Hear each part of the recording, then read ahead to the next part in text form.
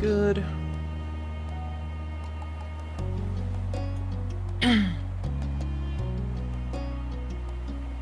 Okay. Where am I hearing myself? There we go. That's fixed. What is this?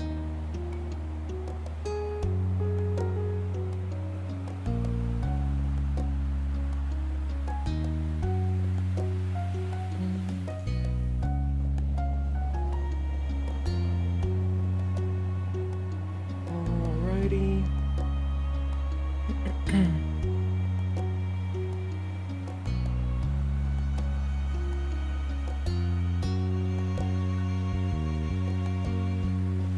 A second, you guys. I'm setting stuff up.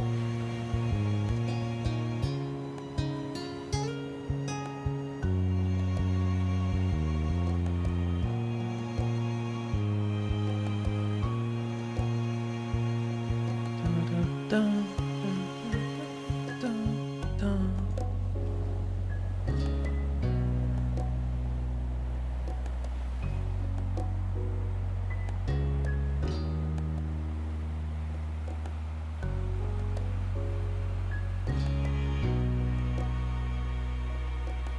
I think that's it for setup.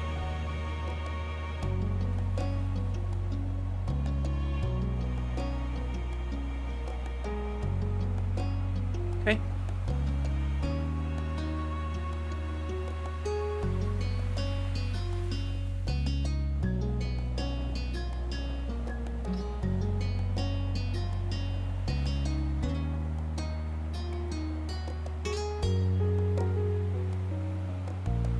You know, one of the things I'm looking forward to for...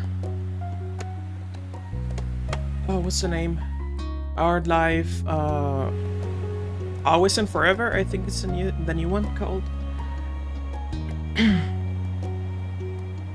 One of the things I'm really looking forward to it is the ability to go through Halloween, because, you know, it'd be fun. And since that one is the fall visual novel,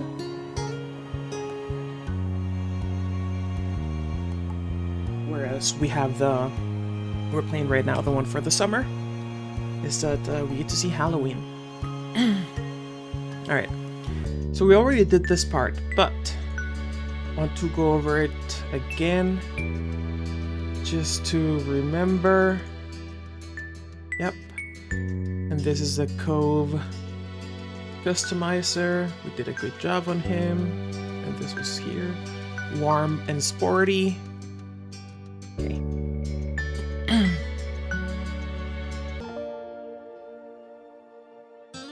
Alright.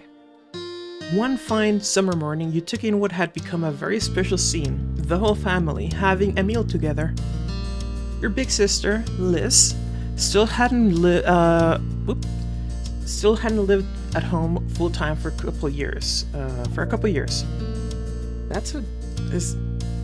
big sister Liz still hadn't lived at home full time for a couple years. Is it me or does that sentence just not make much sense? Maybe it's just me. Okay. Either way, but she arrived last week to spend the season here since it was an off semester for her. Your big sister still hadn't... Oh. She wanted to make sure she was in town. She wanted to make sure she was in town because you had now also graduated high school. So, who knew how much rarer these moments would become in the future? You watch as Liz laughed good-naturedly over a comment made. Her Elizabeth-only mindset had only been a phase. Nearly any nickname was welcome at this point in her life. Strangely, even though she'd moved away, you'd lately felt closer to her than you had in a long time. You idly scooped up more of your breakfast and chewed absent-mindedly.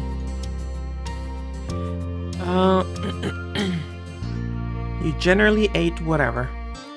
And the meal you had reflected that. It included just about everything your moms had made, though you often made your own food nowadays.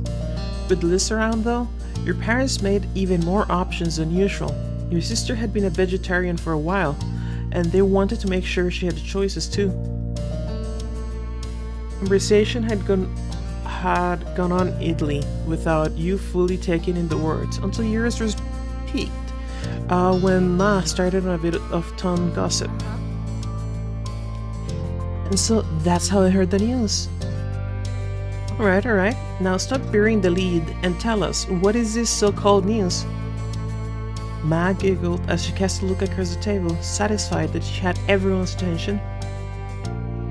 Well, it turns out that Donalds won't be renting out the condo up the street as per Sunsetberg tradition, for the first time in what must be nearly 2 decades. A chorus of gasps and shocked expressions were had all around. After the initial shock, your eyebrows pinched. Mom may consider them by name, but you and Liz always viewed them exclusively as the mean old couple who would yell at anyone under 25 who crossed their paths. Your Ma continued on with the story, spreading strawberry jam over a piece of toast as she did so. They decided not to take big trips anymore. Friends and family will be visiting them at their home. That's nice for them, then. Have a good summer, me and grandparents with no grandkids, away from us. The relief, kind of sad they can't travel anymore. I hope they're still okay, even if they're mean. If that's exactly this, finally they can piss off. Wow, okay. You didn't have anything to comment on that development. I hope they're still okay, even if they're mean. They've had a very full life. It's nothing to sneeze at. And you be nice, Liz. You don't want to end up like them, do you? You and your sisters cracked smiles at the joke. Well, Alicia wouldn't be here to yell at my children anymore. Lani. And that blunt comment got laughter from all 3 of you. Engrossed in conversation once more, you continued to chat with your family until the meal was over. Alright. Step 3. 3rd time's a charm. I wonder why it's called that. As it went, once the food was eaten, once the food was eaten, the cleanup had to be done. Liz took the role of washing the dishes and passed them to you for drying and putting away. You had a set of cups in front of you that needed to be in the top shelf of the cabinet. It was effortless to do, you were very tall. The task was pretty straightforward for you. You were tall. You had to stretch. It was a struggle to get them up with a stepping stool. You were short. A stepping stool was mandatory for you. You're very short. We're keeping this, especially because Kobe is so tall. That was simply your lot in life. You'd always been vertically challenged. Felt great about how things were. You hoped you might still grow more. Wish you had stopped growing earlier. You didn't think about it much. You didn't even know what to think about it. Right? Great. Let's go for that. Your high was something about yourself that you were always quite pleased with. Liz shook you out of your internal musings by starting up an impromptu.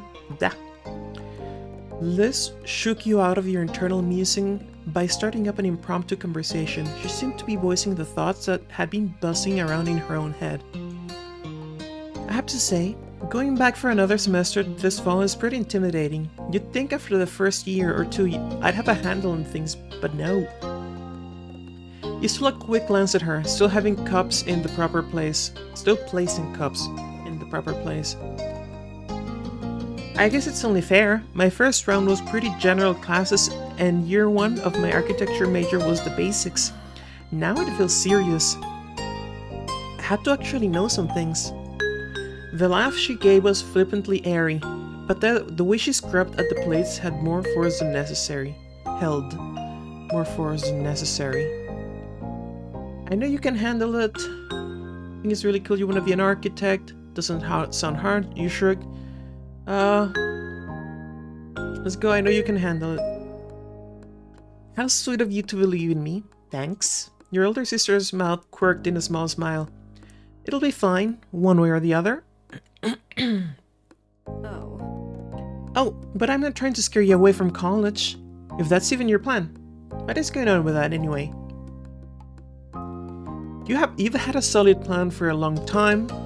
Came to a firm conclusion recently, kind of a general idea, absolutely no idea, hadn't even let yourself think about it.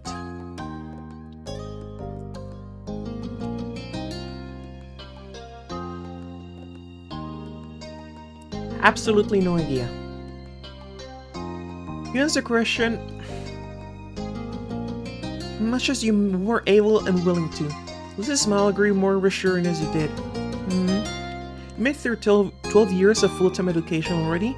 You've got plenty going for you. Sometimes it still felt hard to believe your public schooling experience was over. In the end, didn't try very hard but made it regardless. Struggled to reach the benchmark so it made it. Average. Had to work extremely hard but you were rewarded with great grades. Served through the with high marks and graduated top of your class. I'm gonna go with served through with high marks.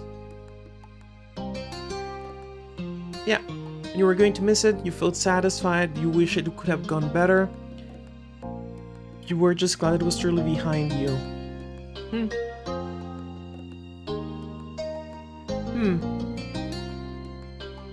Wish it could have gone better.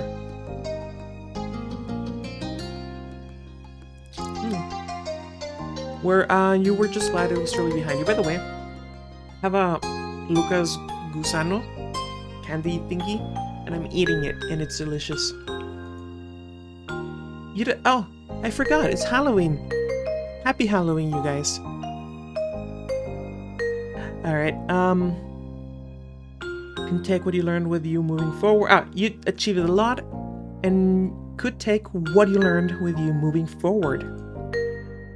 Liz picked up on the silence her question ended up creating. She decided it was time to make a closing statement on the topic. You're a good girl. You're a good girl, Cory. Do what's best for you, and we'll be here to back you up. Thanks. You're a good big sister. At that, Liz happily passed the final dish your way. She wiped a soapy, soaked hand as a farewell and moved on to her next task for the cleanup job. You refocused on getting the last pieces put back where they belonged. You eventually moved on to a new chore, but that was interrupted by the sound of your cell phone. Hey, we have a cell phone now. It was a default, silly novelty, most beloved songs, set to just vibrate. Yes. You casually picked it up from the table where you had placed it earlier. The phone was a couple of years old at this point, having been a 16th birthday gift from your parents. They decided which model to get, but you get to pick the color. It was black. It's often supposed to be black. It was just a phone. You didn't do anything to decorate it, and it has special charm attached to it. Just a phone. The screen lit up as you gave the little device a swipe with your one finger. You were informed by caller ID that it was Lee. You weren't surprised. Despite having busier and busier lives and not living in the same town, you still had a good relationship with your cousin of the same age. Especially once the miracle of the both of you having your own phones actually happened. She got hers first, though. Tapping at the accept button, you answered her call. A familiar, bubbly voice came through right after. Hi. Hey, Cory. Sup? I trust I'm not interrupting anything major? Only some cleaning around the house? Then you're welcome for my call. A distraction from that must have been desperately needed.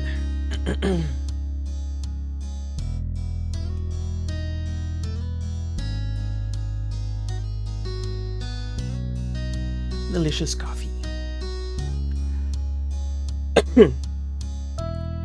Yes, thank you for my dear cousin. Hey, I love doing chores. I like cleaning, you protested earnestly. It's good to hear from you.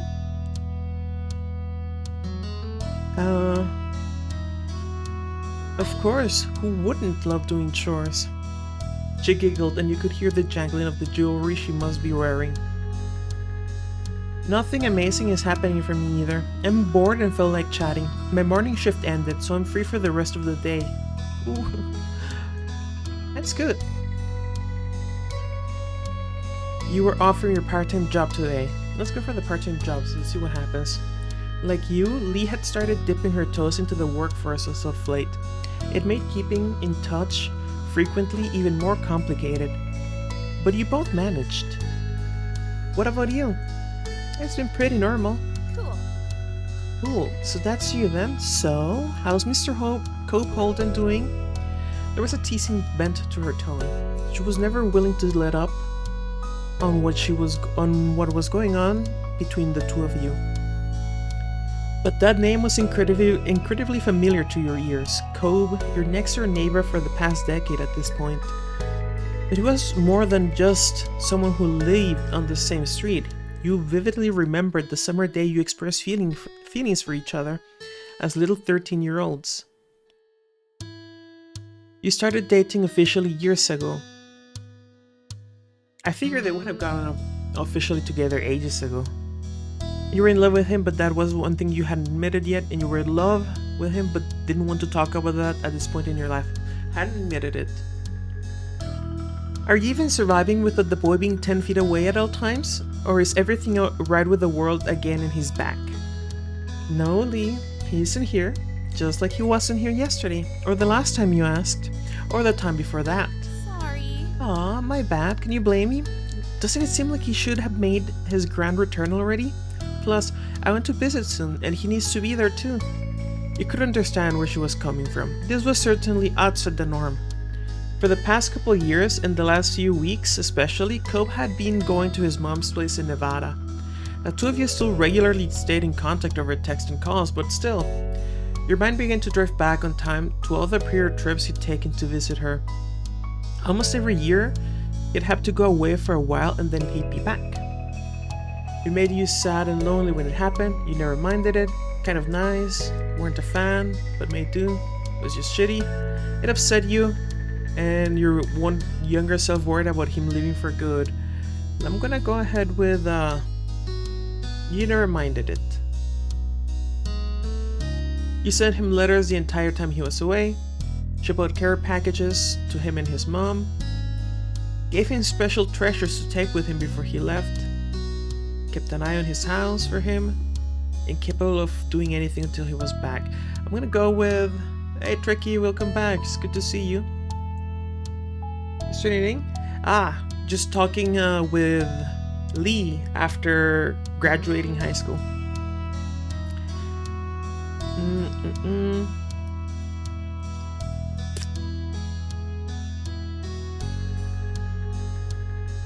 Cope made sure to mail some back to you. That's how it was in the past, but lately, he had been trying to see her as much as he could before taking long trips to another state became impractical to do. No, you were here until the end of step 2. There's a time skip, right? So after the summer from step 2 ends, you time skip to after high school.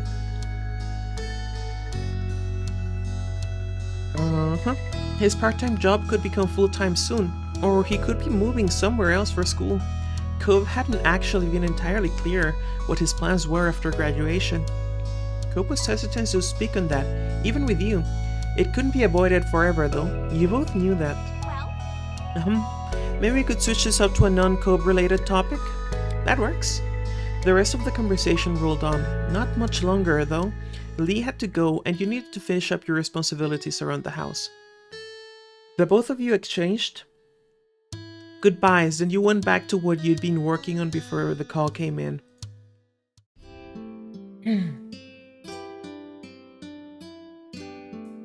As you wrapped up the last of your chores, you were approached by Liz wearing a cheeky smile.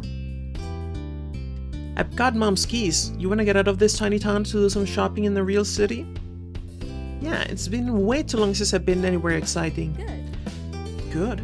I'm driving. That was obvious. You didn't know how to drive, you were glad for that. You still just had a learner's permit. Even though you could drive too, it was her plan. She could do it if she wanted. It was nice of her to do that. You had a license, but tried to avoid driving when possible. There we go. Go get your wallet and anything else. We're going now. With a nod, you made a quick detour to collect your stuff from your bathroom. I know, right? You had money saved out from all the part-time work you'd done, as well as from gifts you'd received. After making sure you both were fully prepared for the long haul to the largest city in the surrounding area, you buckled into the seat. God damn it, you buckled into the car. I know, right? Very nice car. It was a smooth ride there, with light conversation about what shops to shop at and the radio blasting. Liz Controlwood was played, but she made sure to pick songs she knew you liked. It was something the two of you had always done for each other. What is that, like a... What's so special about that steering wheel?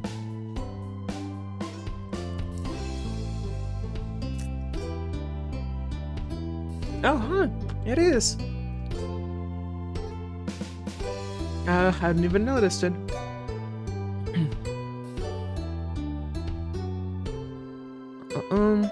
The trip there breezed by, and what felt like no time. And in what felt like no time, you had gone from cursing down the road to cruising through the mall. Liz had her interests to check out, and you yours. Your hobbies and skill were still the ones you developed when you were younger. Let's keep that. Very low on my headphones? No. When turning the corner down a new length of the mall, your eyes caught on a little gift store. Your friends and family had recently given you many presents for graduating high school. You realized you wanted to get a graduation gift yourself to give to Cove. You had a gift of your own ready to give to Cove when the chance came, and you really appreciated what you'd gotten.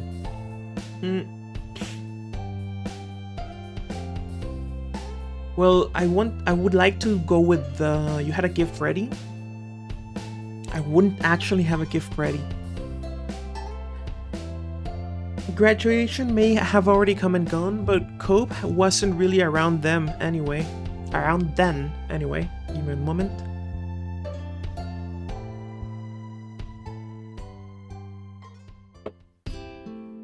He'll hydrate.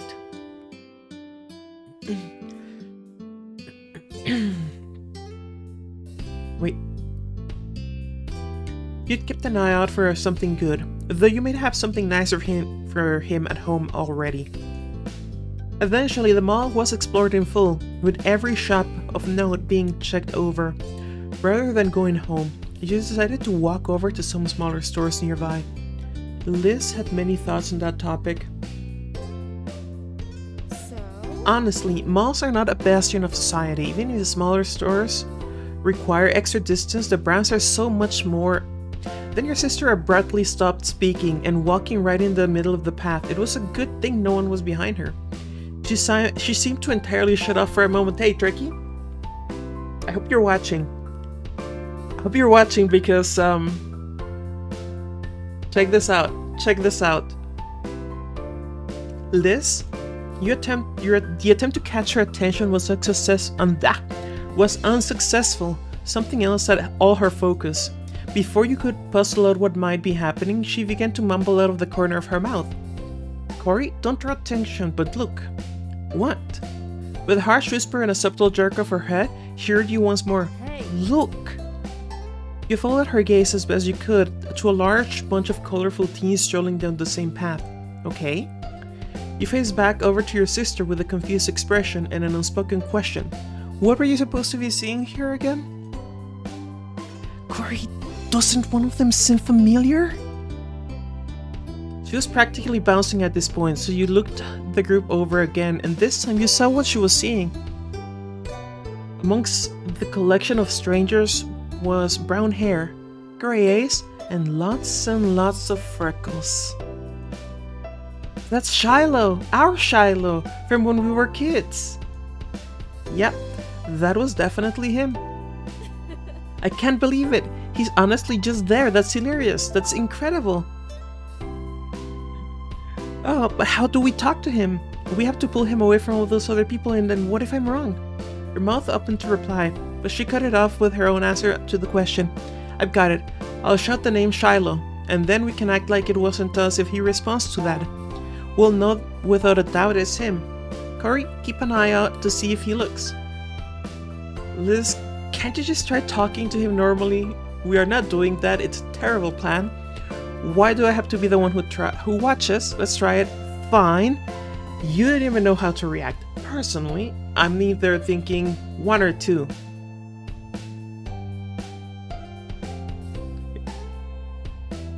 Now, I want to do 2 because it's, the sassiest, to put it nicely. We are not doing that. It's a terrible plan. Likely without even hearing about what you had to say, Liz put her plan into action. And she screamed, Shiloh!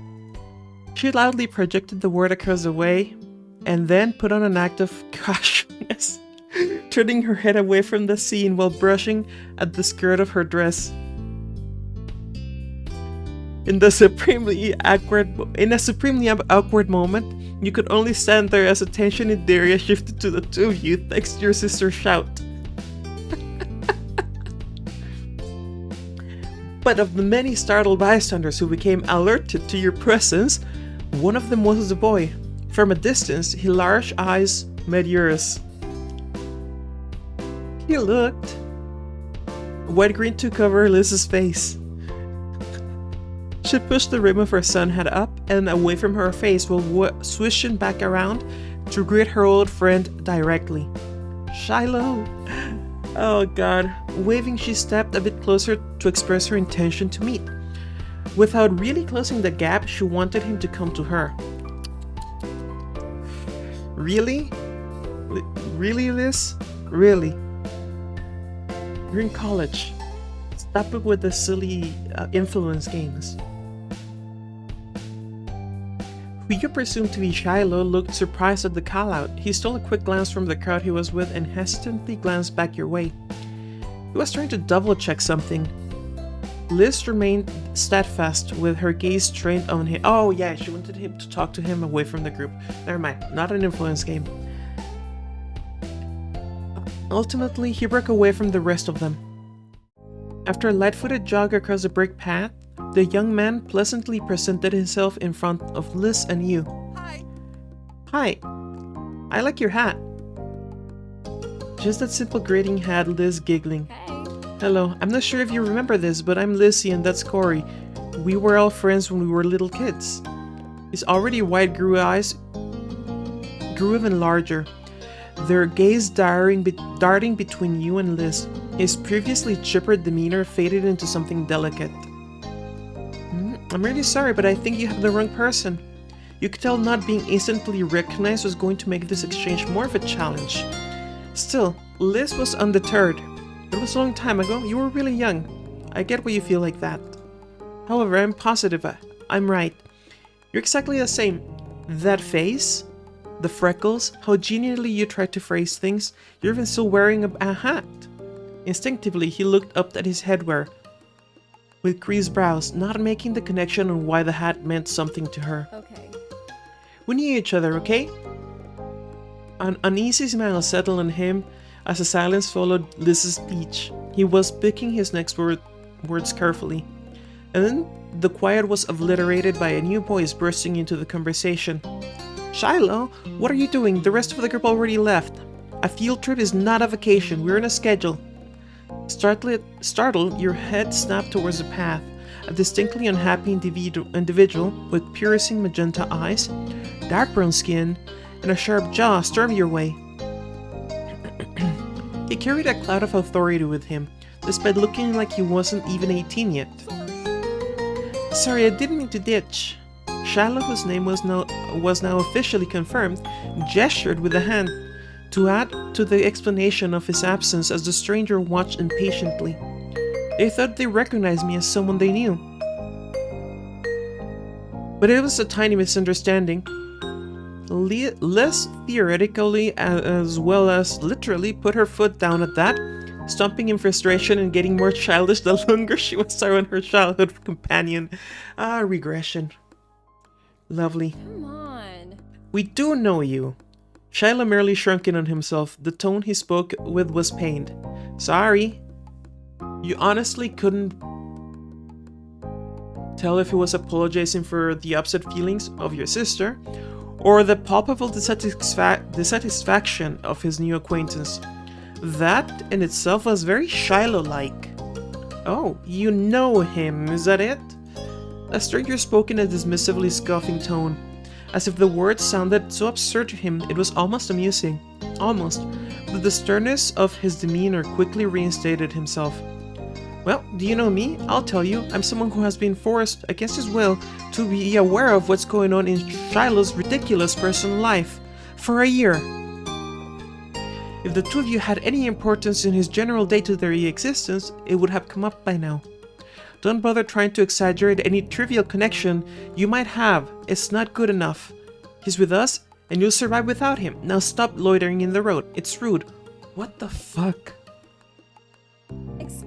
Excuse me? We are the rude ones?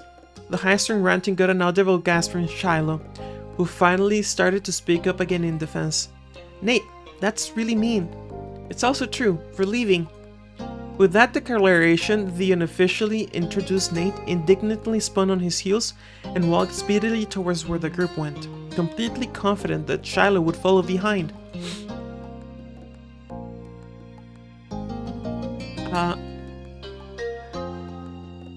Oh, people can sure have bad attitudes, huh? Why can't they just try to get along? It's not hard. Don't worry though, I bet you won't have to deal with him again. I'm sorry I can't stay to talk to you, but I hope you have a really nice life. Bye! And that was it, his final parting words given. Shiloh left the two of you behind to catch up with his own life that he had to go live. Liz watched his exit, stunned, only to find when it hit her that he was really gone as quickly as he appeared. It happened so fast, you hadn't even been able to get a word in. She sighed, all the energy she built up releasing with the breath. 1 second.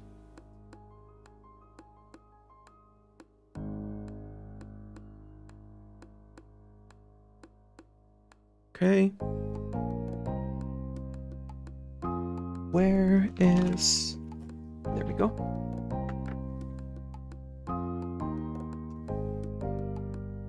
Give me 1 second, you guys. I'm changing headphones.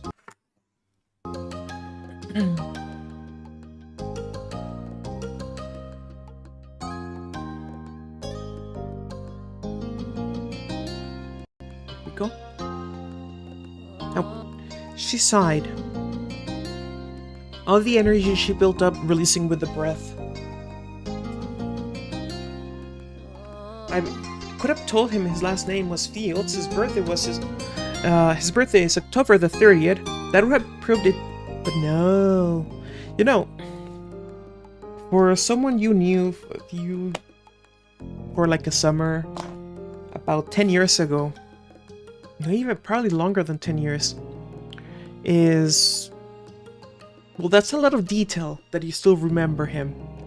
That much about him, but okay.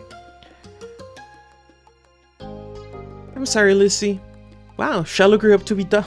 You were left equally deflated. Whatever he is. Whoever Nate is, he sucks. Well, damn, you couldn't help but laugh.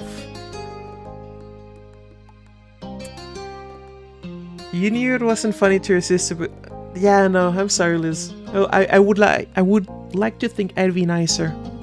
You felt so bad for your big sister. He had been such a close friend in her early years, and their reunion was completely ruined. Why aren't you running after him?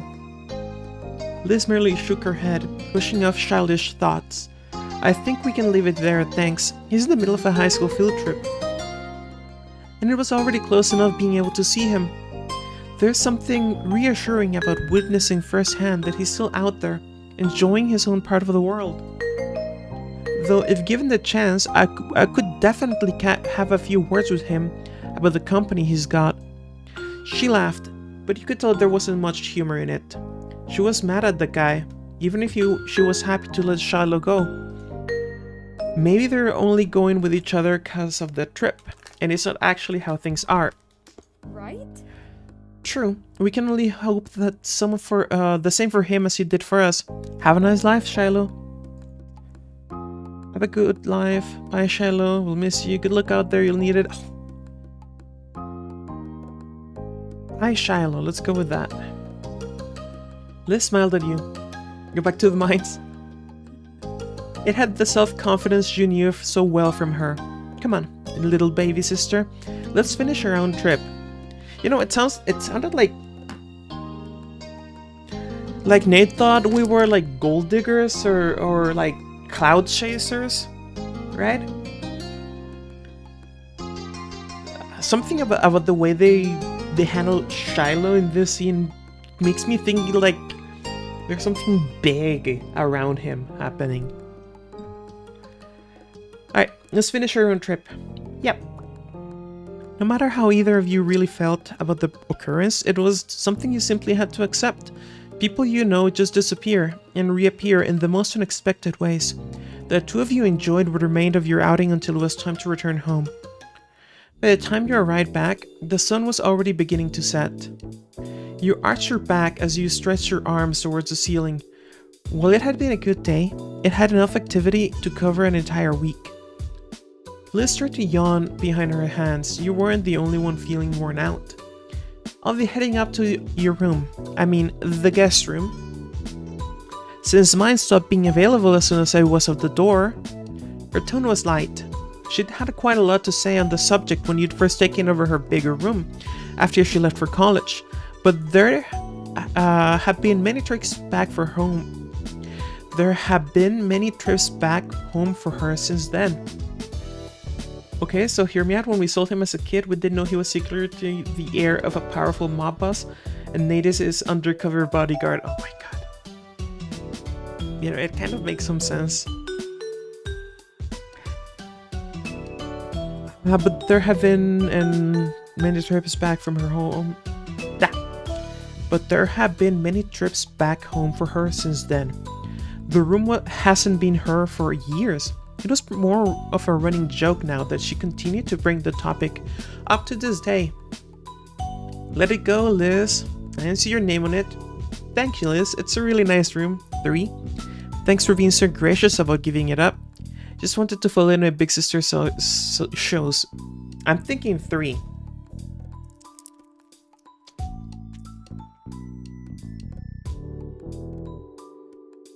This is fucking delicious.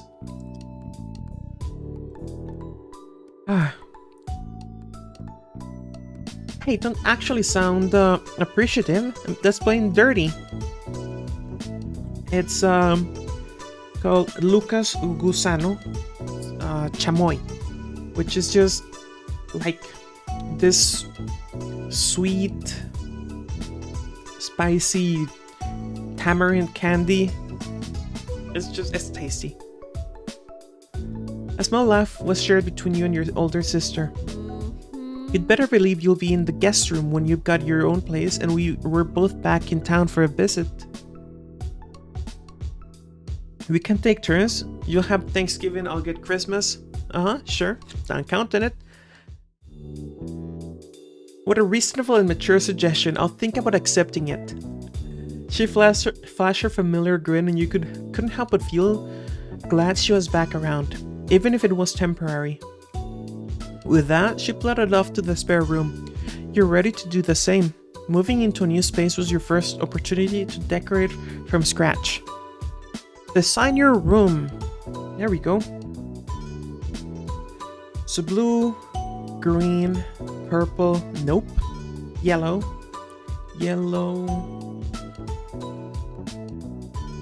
green? I'm gonna go with yellow. I don't like the colors of anything else.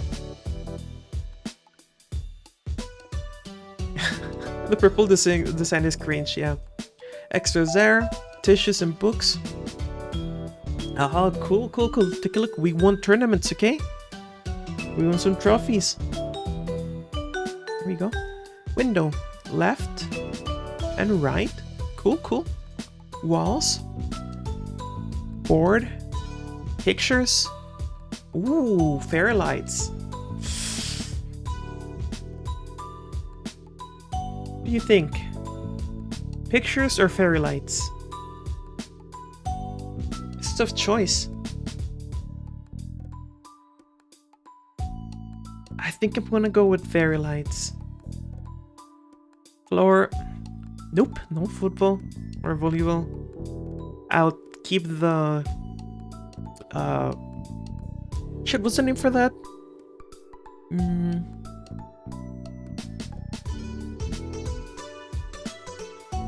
Ah, damn. Telescope. We'll keep the telescope. And that's it. Room decorated. You're really satisfied with the feel of your tiny part of the world. As your thoughts drifted, you tried to bite down another yawn. It was no good. Your bed was now lodged in your mind, and all you could think about was collapsing on it. You trudged up the stairs to your room. Stepping inside, you closed the door behind you, locking the rest of the house. When you turned back around, you realized you were not alone in there. Comfortably perched on the windowsill was someone very familiar to you. Cove Holden. Look at that look he's giving us, huh? I know, right? It's like fucking damn, Cove.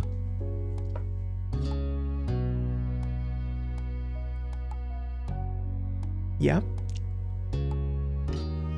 They did a good job with our boy. The shock knocked all words out of you. How are you here? What do you think? 1, 2, or 3 here? Shook yourself. The shock knocked all words out of you? Huh? Or how are you here? I'm curious about number 3. Is this shock of like... I'm going with 3 for this one. How are you here? Surprise? Ooh. Oh, okay, yeah, nope. Take a look at that smile. His tone was easy and relaxed. It certainly was a surprise. You know what?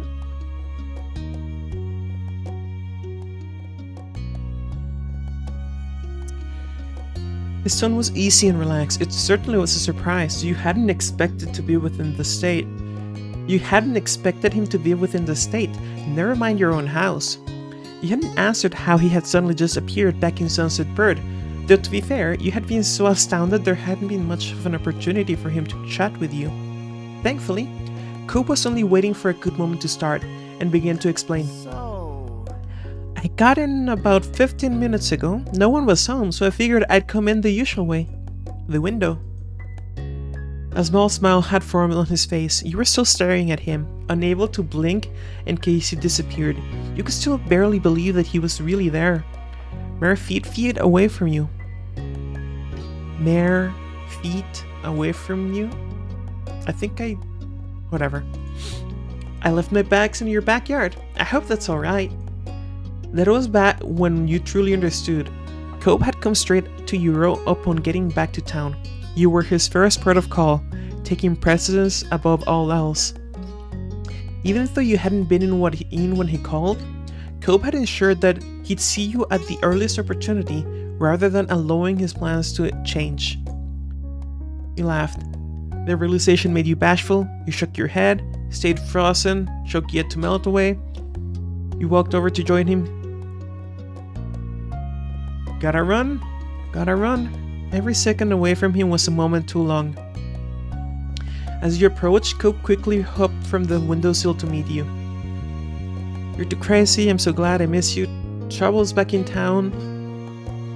Can't believe my age, it's the most amazing man in the world. Shit, this is some... Okay. Let's go. Okay. Is the most... Yeah, this one. Wrapped him in a gentle embrace. We get the option to kiss him. I want to see something. Pulled him into a bone-crushing hug. You jumped into his arms. You reached out towards him in motion, your intentions clear. Cope opened up his stance in preparation. Once close enough, you leaped up onto his chest and wrapped your arms around his neck. With a small stumble back, he caught you and held on by tucking his arms over your lower back. Then Cobb leaned back on his heels, pulling you into the air. The height difference made it trivially easy. He barely needed to lean at all. He spun you around, your legs kicking against empty air, before setting you safely back down. Cobb then ducked his head as if trying to dodge your overwhelming compliment. The whole world is a little much, Corey. I don't think it is. He lowered his voice. Then if I'm the most amazing man, you'd have to be the most amazing person in the world, period. You felt your face burn with color. Thankfully, Cobb didn't press a point. I miss you. Even if he hadn't said it outright, you would have gotten the message from his body language. Cobb was grinning widely, his raised cheeks burying his eyes, which gleamed like hidden gems. But he looked at you, as if you were the most exciting treasure of all. God damn. Boys in love. Obviously, was the trip any good? Cobb's brow creased as he considered your question. He leaned in and kissed you. God damn, alright. After a long moment, he broke the kiss and tilted his face back just enough to speak, but not so much that your forehead stopped touching. I hate it, and let's never be apart again, okay? He said that absolutely as a joke, an exaggeration, something that wasn't a real request, of course, and yet, despite all that, it felt real. Your heart hammered in your chest. Your head swam, cast adrift on a tide of thoughts and adrenaline. Cobb smiled as if offering a silent apology for his sudden onslaught of tenderness, but he left the words proudly hang in the air all the same. Cobb told you about how his trip had gone. Soon you'd even recovered enough to actually listen. His mom was doing really well. She had a project in the works that she was thrilled about. As a result, Cobb was going to be sticking around in Sunset Bird for the time being. Things were settled, as much as they could ever be. With Cobb back once more, you felt at ease. Cobb stretched his arms out over his head, his eyes on the window and the world beyond. The sun had set while you'd been busy reuniting. Well, I should probably get my stuff and see Dad. He glanced over to you with a familiar, expectant look. Wanna come with me? You know I do. No, but I'll walk you in, sir. Sure? Yeah, you know I do. Cool. Best option. Cool. Cobb began to head to your bedroom door. You insisted on a piggyback ride. Of course.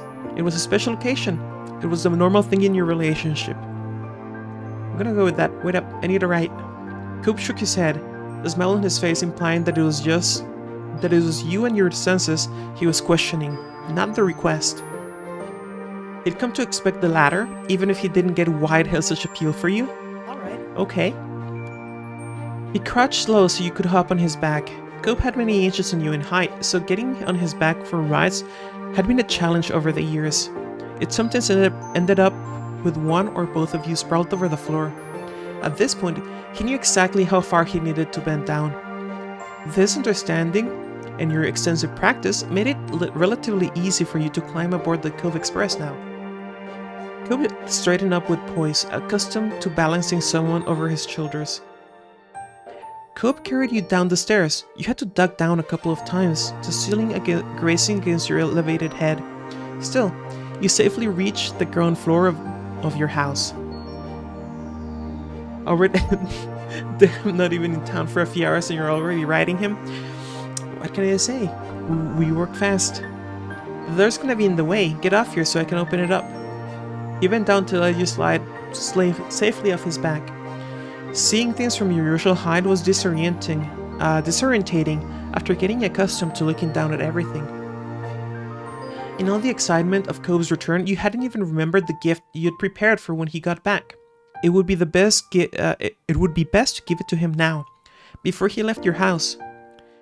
Can you wait here for a while? I got something for you. Cobb tilted his head, intrigued. Really? You nodded with some eagerness, trying to imagine how he'd react when he actually saw it.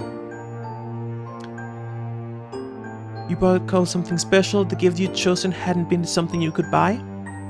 It was the orange shell, a white poppy. The orange shell he'd been entranced with since you were kids. You quickly went up to your room to collect the shell, knowing exactly where to find it.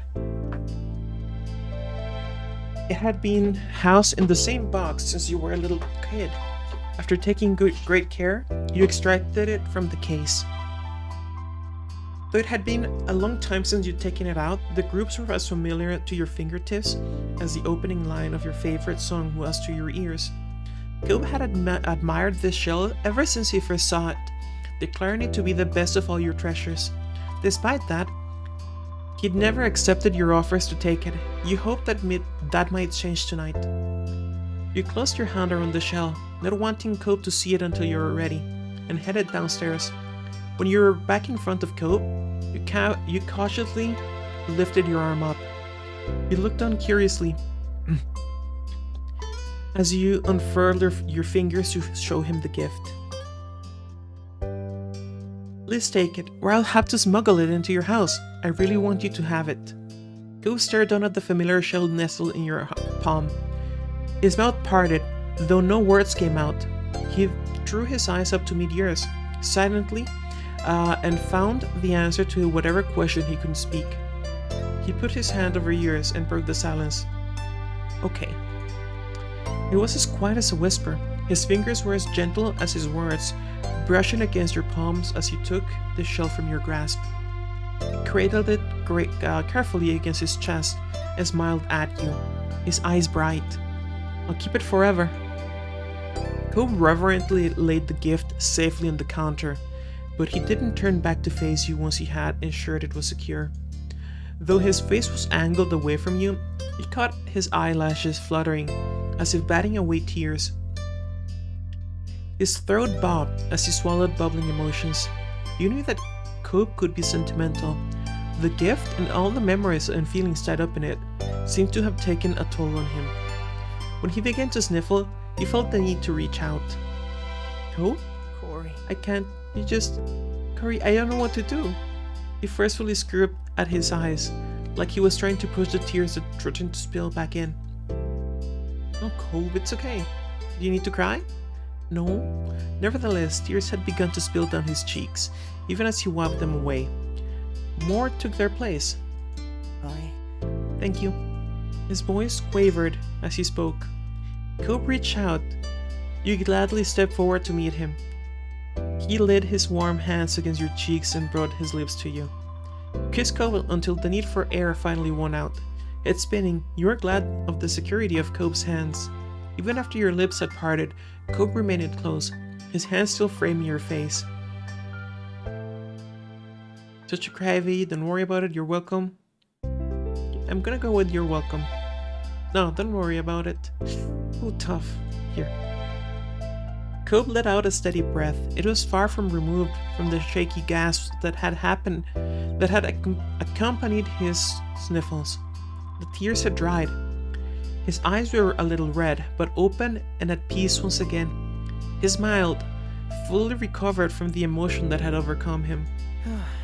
You're really seriously too nice to me. He smiled back. You have no right to call anyone else too nice. Cobb brushed his hand against the pale ghost of a scar on his arm. He was still at a loss for what to do.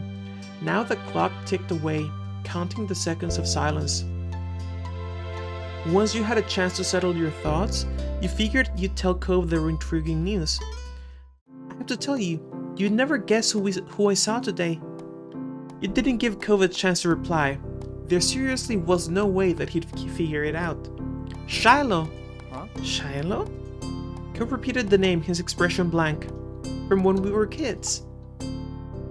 Cobb pondered for a moment, then snapped his fingers. Oh, he was the freckly boy from the first summer, right? The one who moved. The guy was named Shiloh, and he looked just like Shiloh from back then, even wearing a hat still. But he had no idea who I was and ran off somewhere. Cobb frowned. That's... I don't know. Too bad I missed it. Though you knew him better than I did. That was definitely true. Not only had Cobb known Shiloh for a shorter period of time, but he and Shiloh had never quite gotten along. Not that they were enemies either, just kids who were only ever together because of other people they both knew. I wonder what Shiloh's up to these days. I don't have any idea, he didn't say much. Oh well, that was everything you had on that news item, so you moved on to the next big update. Also, you know that mean old neighbors? The ones who would always yell at us? He cringed. Recalling those particular memories of back in the day was not pleasant, even for someone as nostalgic as him. Yeah?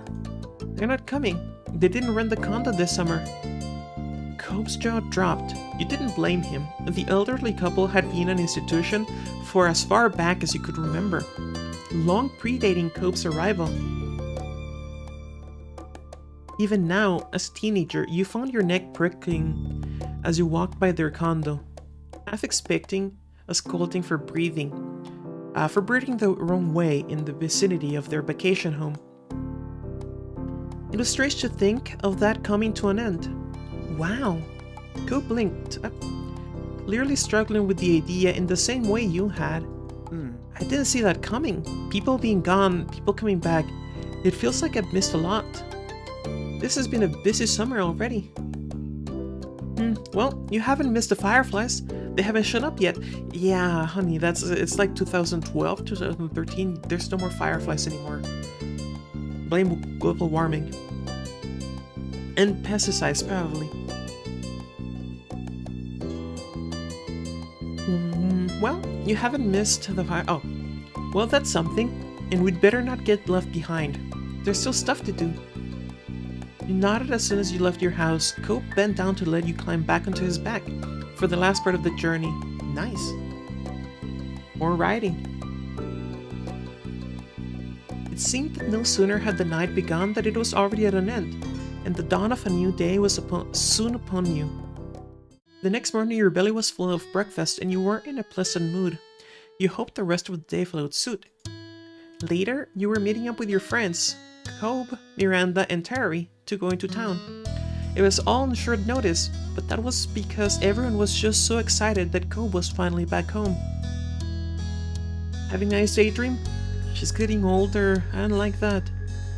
You blinked, pushing all your thoughts away and returning to reality. Your mom was watching you with a teasing smile. So what's on the agenda today?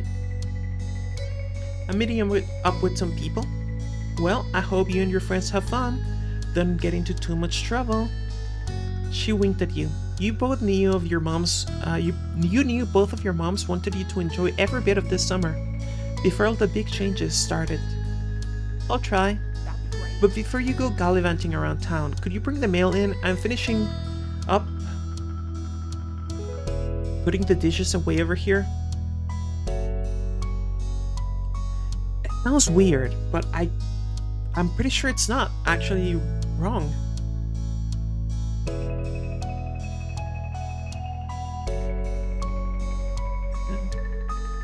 Alright. Thanks very much. By the way, guys, if I sound a little nasally, it's because for whatever reason I have a bit of a stuffed nose. I think I'm getting sick. As soon as you were outside your front door, you couldn't help but see Cope and his dad standing around the road. They noticed you too. God fucking damn, dude. The moms are starting to look a little old, but Cope's dad just fucking looks like Cope's brother. Holy shit. Good genes. Aging like a fine wine. Hey there, Curry. Hi, good timing. You should come join us. You waved at him, you hugged him, you gave him a high five, gave him a noogie, ruffled his hair, you kissed him.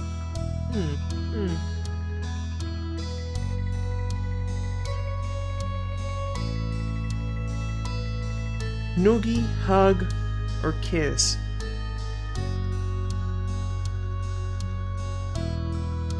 Let's just...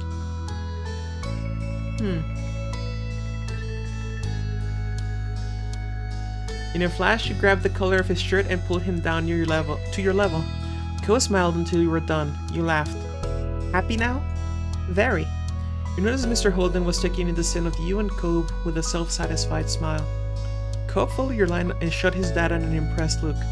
For a moment, Mr. Holden seemed like he had a thought dancing at the tip of his tongue, but he decided to keep it to himself. So, what are you up to today? Alright, no. I thought he might give the kiss without having to do it, so let's see. On his hand, on the nose, on the lips, on the forehead, or the cheek. On the nose, you grin, giving Cobb a decent look as you motion with your index finger for him to lean down.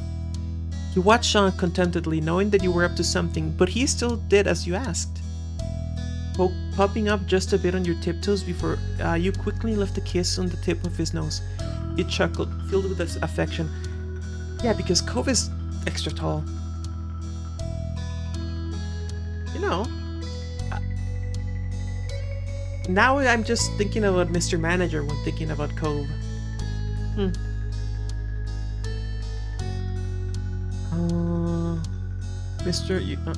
Cobb followed your line of sight and shot his dad on an impressed look. Okay. Alright, let's see the actual kiss on the lips. Cobb welcomed you as you stepped closer. You cupped the side of his face with one hand, staring into his face, and went up on your tiptoes, leaning in. He met you halfway, placing a hand in your lower back and brought you in even closer. It was quicker than you wanted it to be, especially now that you were getting lost in the moment. Your hand slid from his cheek to his chest when you parted. His lips pulled you into a satisfied smile, and he looked at you with stars in his eyes. You know that Mr. Holden was taking the scene of you and Cobb with a self-satisfied smile. Cobb followed your line of sight and shot his dad at an impressed look. For a moment, Mr. Holden seemed like he had a thought dancing on the tip of his tongue, but he decided to keep it to himself. So, what are you up to today? Me and Cobb are meeting some friends later. We're gonna paint the town red. Exciting! They will know what hit him. Cobb shook his head disapprovingly, but you knew him well enough to tell that he was entertained by your notion. Yawning, Mr. Holden stretched his arms over his head. My boy and I have just been waiting around to see what the new neighbors are like. It was definitely his idea. I don't know how you're not interested in this, it's big news. Besides, it'll only be polite to greet the new folks in town. Maybe it'll be a single day and his son. You've been here too long if seeing a new person rent a condo is what you consider an exciting development. Sassy, I like it. Dying to see the newcomers, shrugged, didn't want to. Let's go for number 2. For several moments, Mr. Holden wasn't able to answer. He was laughing and slightly shaking his head. You might be onto something. Cobb put a reassuring hand on his dad's shoulder. Don't worry about it. You can still make the most of your life before it's too late. What? How old do you think I am? I'm not that old. Okay, maybe I am. You definitely don't look it, bastard. Mr. Holden took one more glance at the currently vacant building and sighed dramatically. When he turned back to you and Cobb, his whole body seemed deflated. There's no sight of them, and I still need to head over to work soon. Cobb gave his dad a few reassuring pats on the back. Okay, I promise to keep an eye out. I can text you if anything happens. Really? Of course. Yeah, of course. Well, I mean, only until I have to meet up with Terry and Miranda. Would that still work? With a wide grin breaking out on his face, Mr. Holden looked absolutely thrilled to have his nosiness enabled. That works. He moved to firmly place both hands over Cobb's shoulders, fixing his child with a firm stare. Son, you are my true ally in this world. Mr. Holden stood up straighter, letting Cobb go. He looked reinvigorated. Okay, with that settled, I'll go make some money. That's always been the one thing I do best. Mr. Holden headed off to the garage with a big wave goodbye. Cobb smiled the whole time. You both watched his dad leave. You really liked it, was one of your favorite people. He always tried his best and was honestly just great. As soon as he was out of sight, Cobb sighed lightly. Are you okay? Yeah. Yeah, I just not looking forward to waiting. Guess I'll be hanging around the street a while. Good luck, see you later, I'll stick around to see. I can wait with you.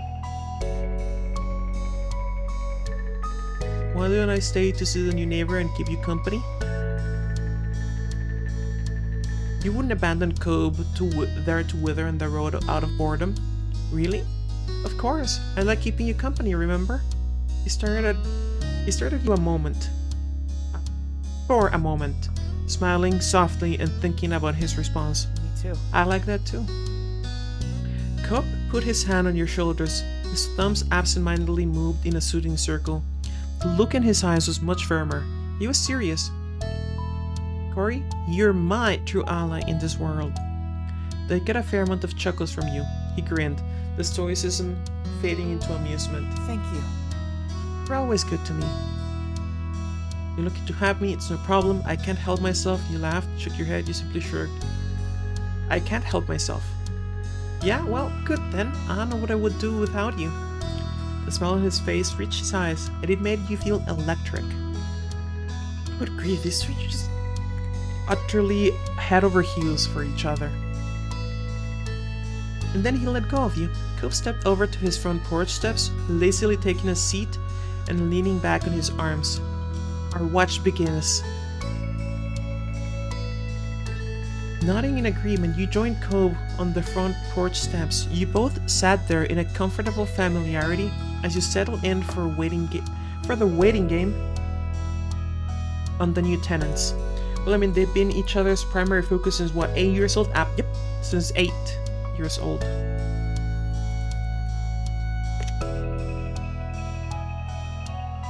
God, that's so good. Surprised they haven't found something about each other that drives the other crazy? I guess, yeah. The neighborhood was quiet, and you sighed contentedly, closing your eyes and feeling the light breeze. The only sound you could hear was that familiar jingle of Cobb's wind chime. After all these years, it was still there, adorning the entrance outcropping of his house, which we gave him. The wind chime, I mean. Eventually, you both perked up to the sound of a car. A taxi followed the noise, turning onto your street. Cobb's eyebrows raised at the sight, and he sat up straight on the stoop. Well? This has to be them, right? The only people who come out here live here. It has to be. Now that they were here, you couldn't help but feel just a bit curious. You wondered what kind of person would be living in the neighborhood for the summer. The taxi pulled up to a stop as you expected in front of the now empty condo. It was on the same side of the street as your house, a few buildings further up. Without getting up to his feet, Cobb tried leaning and tilting his head to get a view of the passenger door as it opened. The single occupant exited the cab. Huh? You could feel what Cobb was in that moment. After the last renters, this new visitor was definitely not exactly what you'd expected. I have no idea what this sentence means. Oh, you could feel what Cobb was feeling in that moment. You need a verb there. Yeah. Yeah, this is a sentence in continuous tense. It has to be. You could feel what Cobb was feeling in that moment. I suppose you could feel what Cobb felt in that moment, and that works as well. But you need a verb. That is not just was. After the last renters, this new visitor was definitely not exactly what you'd expected. Baxter Ward. It was a young man. Had to be close to your own age. He was dressed fully in an eclectic black, white, and gray outfit. Even his side-swooping hair matched the scheme. The only other pop of color was from something that couldn't easily be fashioned into submission. A pair of dark brown eyes, which you caught when he looked over at his audience. Hello folks, who might you be? We're the neighbors. The smile already prominent on his face curled further. It was cocky, but you didn't get the impression it meant anything adverse. Hallelujah. You and Cobb shared a familiar look with one another, bewildered even further. The color-coordinated man left it there, however, and with a firm click, he shut the door of his ride. Then he turned his back to you to retrieve a large, unsurprisingly black suitcase out of the trunk. Continuing on with his own business, he strolled forward and lightly tapped on the driver's side window with his knuckles, asking for them to roll it down. When it opened, he leaned down and rested his arm on the edge. You assumed he was thanking the driver for getting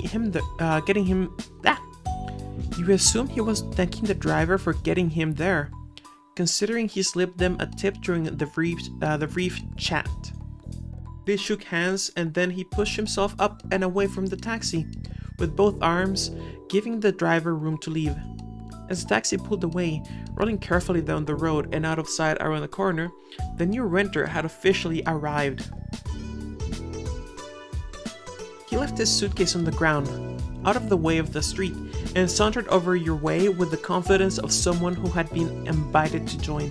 Just look at this fucker, with his mug look. Cole finally stood up to greet this person. You followed suit.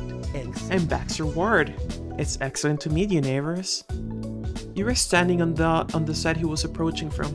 When Baxter got close enough, he offered his hand to you first. You shook it. Baxter gripped your hand firmly to give a satisfying shake. Welcome to Sunset Bird, Baxter. I'm Corey. Hey, Corey. I'm quite keen on getting to know you better this summer. We could be good friends. From your side, Cope made a sudden sputtering noise. And you are? He lifted his hand out to Cope next. Cope shook his hand, still eyeing Baxter carefully. I'm Cove. Baxter's whole demeanor lit up for unknown reasons. His eyes shone as he studied Cove a moment. Really? No, wait. Is that a nickname or your real name? It's just my name. Cove spoke mildly, having given that explanation many times in the past, but it clearly charmed Baxter all the same. He tossed his head to one side with a laugh. Your parents knew exactly what they were doing. I can't imagine a more fitting name for the face I'm seeing. Cobe. That's gorgeous. What? It's really not. No, I agree, it suits you. Hey, only I get to fluster him. That's a lot considered taking to a stranger, Baxter. You don't know what to say. He's taken. Okay. We got some good shit here for as far as options are concerned. Right? No, I agree, it suits you. Straightforward. Just talking about the obvious, right? Hey, only I get to fluster him. Gustav. Funny. Too serious. Meh, and he's taken.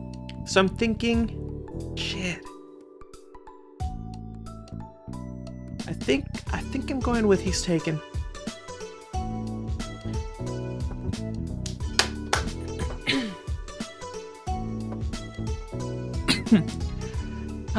That's disappointing, but not surprising. I'm guessing he's yours. This is perfect. Yes! Yes! Corey's my girlfriend. And that's crushing. But makes sense. I got here too late, obviously, though. Really, I didn't mean to intrude on anything you have. I'm patently against stepping on anyone's toes. He chuckled to himself. It seemed like there was some extra meaning hidden there in his words. And you noticed that Cope raised an eyebrow, picking up on that too. Baxter didn't open his eyes to see your faces to know he had some filling in to do. Yeah, filling in. You're missing an in. He stood up straighter, striking a slight pose with the position of his feet. I'm a ballroom dancer. Hence the phrasing. Oh, I don't know much about dancing, but that's pretty cool. It's not hard once you get the basics down. Cup didn't look convinced at all. Baxter took that as a cue to keep talking. Well, he grinned in a way that was rapidly becoming familiar to you. If either of you are ever looking for a partner, I'm available. Look, Look. Far be it from for me to be a stereotype. Right? Far be it from me to be a stereotype with the whole polyamory thing. However,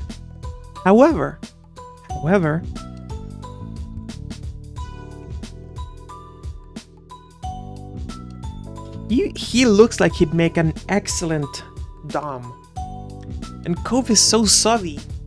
I mean, it'd be perfect, right?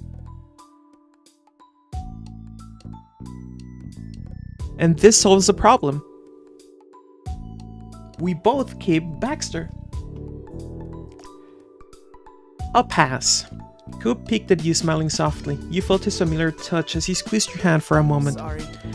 There's only one person I'd want to dance with, sorry. I can accept that. Exactly, Covet is the guy I'd dance with.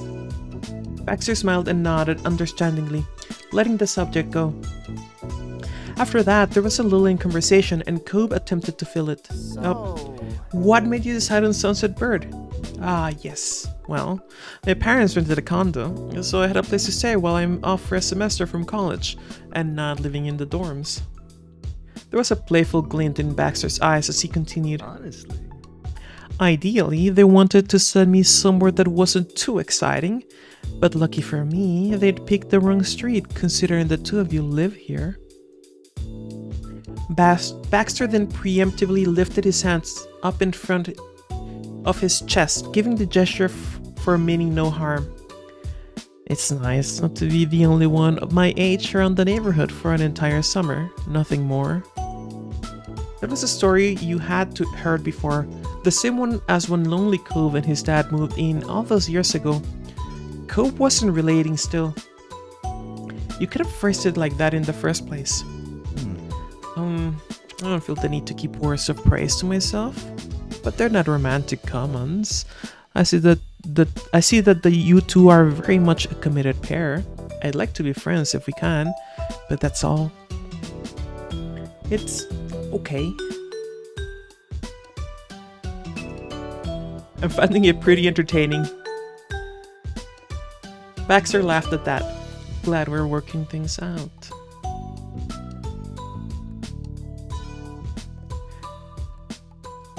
Shifting his weight to his other foot, Baxter tried to move forward. So, which condo is yours? How long have you been living together?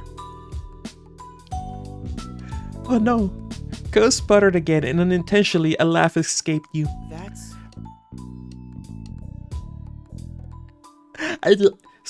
I love making Baxter come off as like this super suave, like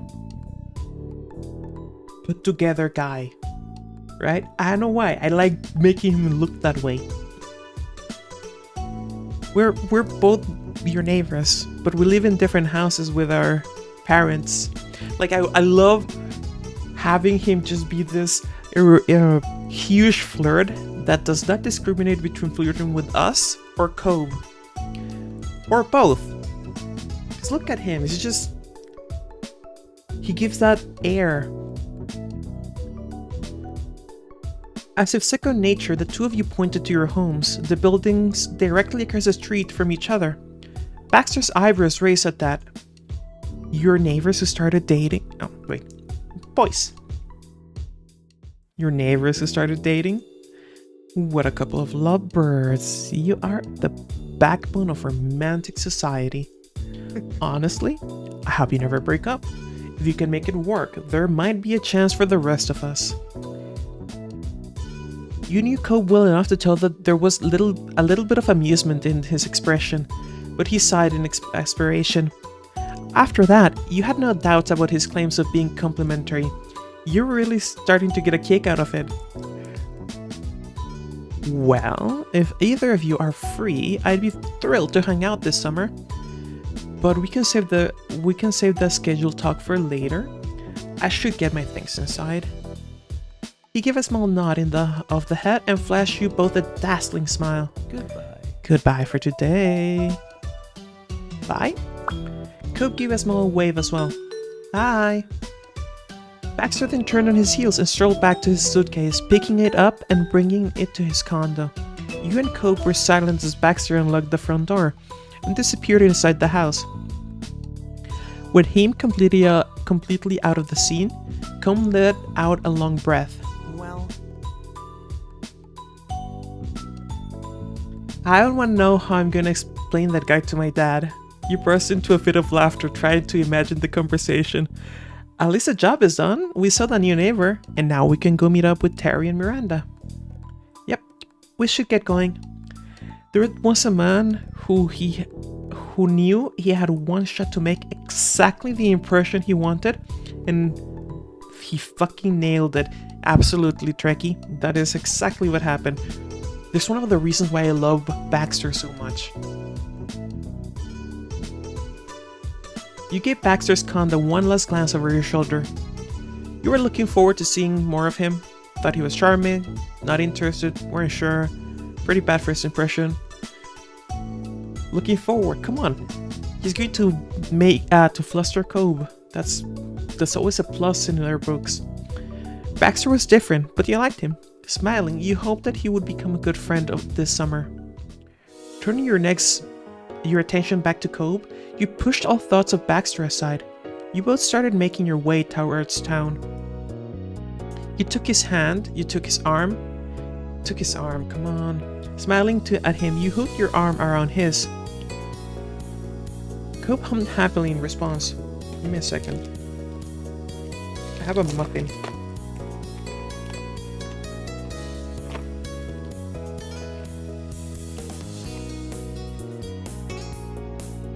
A little while later, you and Cope reach a main street in town. All of a sudden, you stop walking. What's wrong? Do you have a muffin button? No. Although, I've always wanted to own a vending machine. And if I got a vending machine and stocked it, I could have a muffin button. You ever think of that? I think I felt my phone vibrate.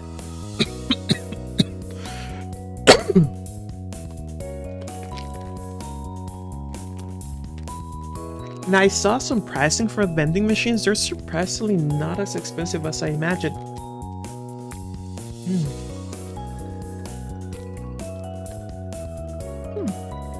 It's a pretty good muffin.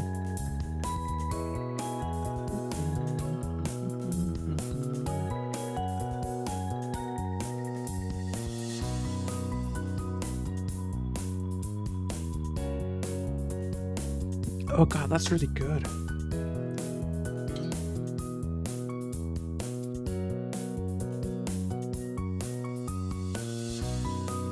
Alright. You dug your cell phone out and looked at it with a satisfied grin. There was a new message. Oh.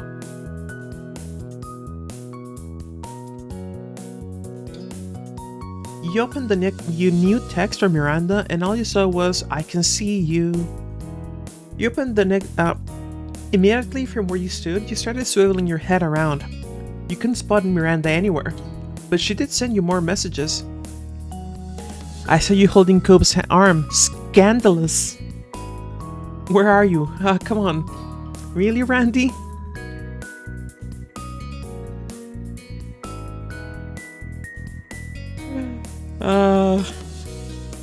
Silences. Yeah. It's a text.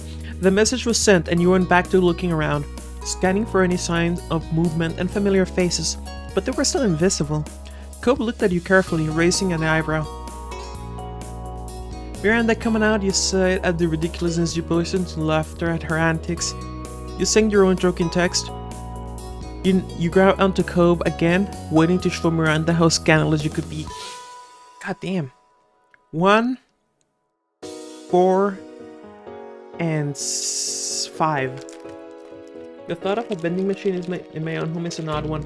Can it be a magic vending machine and doesn't act on the fan? Unfortunately not. But hey.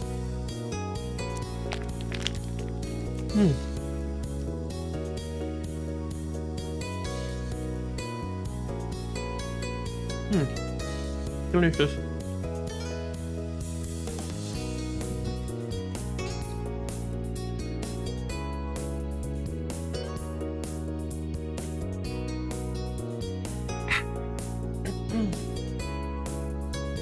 Send your own joking text. If you want to keep hiding, Cope and I can just go down our own stuff. Can just go do our own stuff without you, is what you decided on. You smirked, hitting send on the message. Cope looked at you curious, raising an eyebrow. What's happening? Before you could even begin explaining anything to Cope, you both snapped your attention to the yelling from across the street. And there you saw Miranda and Terry coming out from behind the backside wall of the grocery store. They both started waving wildly to draw even more attention to themselves. Cope took a step in their direction, grinning. He put his hands around his mouth to better project his message across the street. Hey! Laughing and arm in arm, the girls stopped only to look both ways and then rushed across the empty street. Hi! I hope you weren't waiting for too long. Hey, buddies. And hey, buddies. Hi! How did you appear out of nowhere like that? Happy to see you. I thought you both knew better than to jaywalk.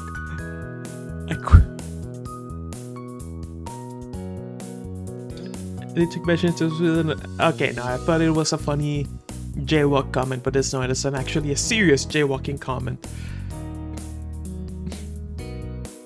I'm amazed that you... How did you appear from out of nowhere like that?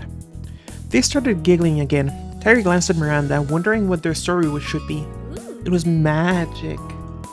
Gesturing in a vaguely whimsical manner, Terry went along with the decision. And magicians never reveal their secrets. Ooh. That's fair. Terry then closed the distance between her and Cope and crushed him in a painfully tight hug. Use some of that magic for our vending machines.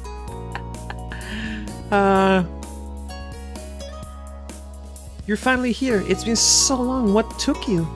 He did his best to eke out a reply with his chest being compressed. Sorry. Eventually, she let him go. Terry looked at him with a beaming smile, but Cope was distracted, rubbing his arms. Standing there, Miranda shifted her way to her other hip. She watched Cope patiently with a bashful smile. Welcome back. Thanks. It finally felt official. Everyone was together in one place. From here, you weren't sure how often you would have another afternoon like this again. They didn't either. So? Cope? Terry poked Cope square in the chest. You're gonna have to get me your schedule by this time yesterday. No way. Not really possible, Terry, but I can say as soon as I know. So far, work hasn't said anything, but I can't tell you I'm busy with Orca activities. What Cope wasn't at his part-time job or pursuing his athletic interests, he volunteered for the Ocean Restoration California affiliation, Orca. The group focused on cleaning up beaches and removing pollution from the ocean. Cope always loved the sea. It didn't surprise you one bit when he started getting involved with them. It was Cope's activity you joined too after learning of it. You were an Orca member, introduces Cope to it. What do you think? 1 or 2?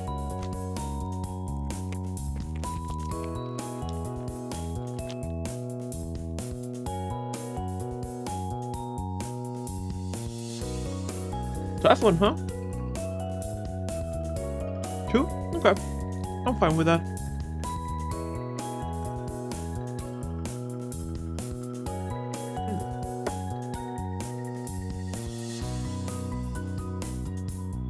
Their big Smash event for the year is coming up, right? It's coming right up, isn't it? Yeah, there's not much more to do before then, but I'm looking forward to the fundraising push. Hopefully we can pull it off. If anyone can do it, it's you too. And even if it goes really bad, it'll still look good on a college application at least. That's true. Hey, guess what else? We don't have to stand here to say stuff. Let's go. I would like a meal now. Freaking up, Cope nodded in agreement. Yeah, I'm hungry. Time to head out. The 4 of you headed into town, happily chatting the whole way. The only decision left to make was where exactly to stop and eat. The rest of the afternoon and evening passed by in a blink of an eye. When night fell, it was time to head home, and you parted ways with Miranda and Terry. You and Cope reached your neighborhood without event. It was late enough that your out-of-the-way street was dark and silent. You're walking tiredly after such a long way, strode with a skip in your step, ambled along. Cobb was giving you a piggyback ride home. I think I know.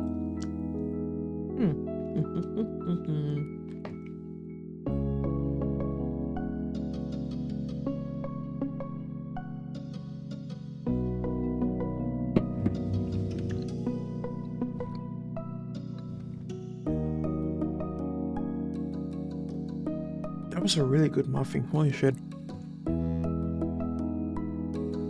Let me finish my coffee.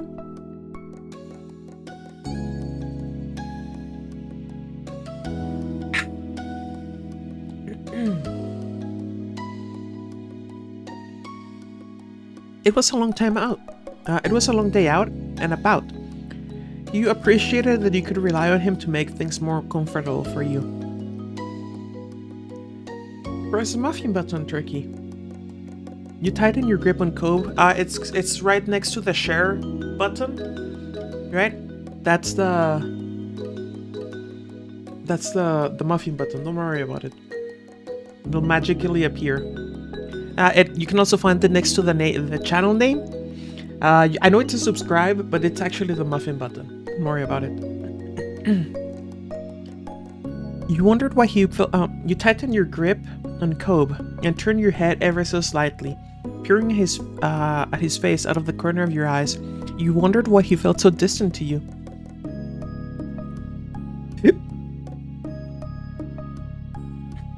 It was out of character. For a while, Cobb silently stared ahead and left you alone with your own thoughts. It surprised you when you did hear his voice all of a sudden. He still wouldn't look at you. It feels weird coming back to the neighborhood and trying to get into things like they're the same. And they're not. They've changed. They're still changing. Your mouth felt uncomfortably dry all of a sudden. It was true. The things that kept the people you knew together were starting to disappear. Each person had to make their own priorities and their own path now that it wasn't set for them. You thought about your own immediate future. If you had to choose in this very moment, you wanted...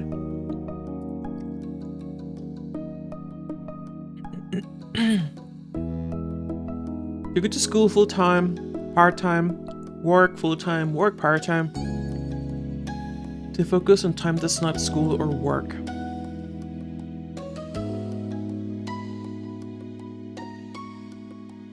Okay. And to go to school full-time.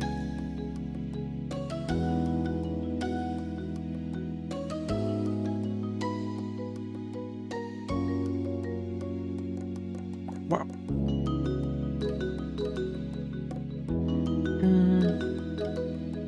That was the basics. For your career, you thought about work online, find a company, do contract work online. And that was all for now. For your education, you thought you'd attend a public university.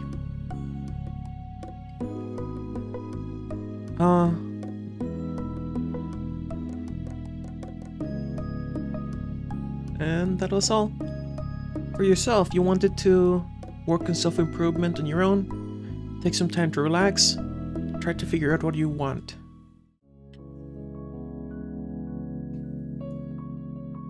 And for that, you wanted to stay local, travel around, go abroad, stay local.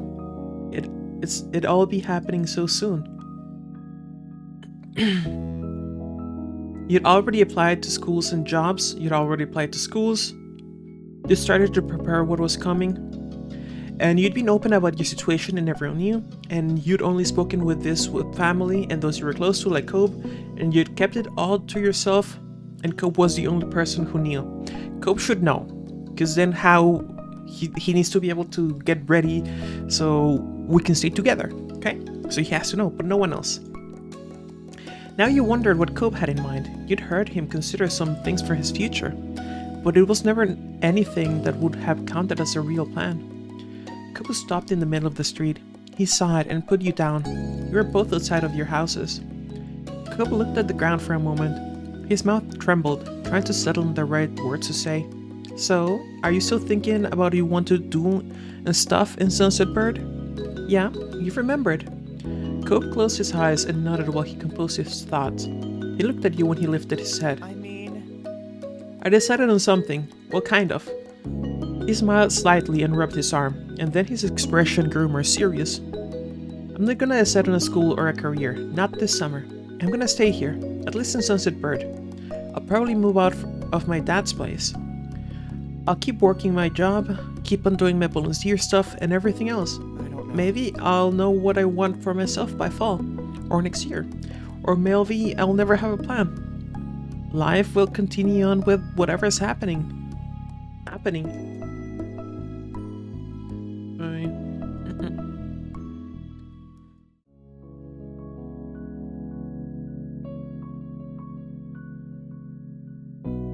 I'm not gonna crush myself trying to have everything figured out by a timeline that someone else has set. I just can't do it. His brow furrowed and his tone was tense. It was clear how much expectations were weighing on him. I guess it'll be me and you, right here, for a while longer. His eyes were glossy. You weren't going to be separated, and that meant a very great deal to him. Your plan sounds very you, nodded understandingly. You're glad that the two of you would be in Sunset Bird, you or no. Somehow, I'm not surprised things turned out like this. Cope laughed. All the tension and thoughts that had been weighing on him seemed to momentarily melt away. Yeah. I'll see you tomorrow, Corey. I'm already looking forward to it. Night. He pulled you into an unexpected hug. It knocked the breath out of you, yet couldn't have been a more reassuring feeling. You returned his embrace and stayed that way for as long as you could. Good night. Night. He finally let go, giving you another smile. Then Cope started walking away, but you remained there frozen in the middle of the street. You watched him and wondered, how many more times will he be able to say that he'll see you tomorrow? You hoped for countless more times. Finally, you turned towards your own house, and you bowed to yourself that you would make the most out of every moment you had this summer. Alright. And here we have the Baxter DLC,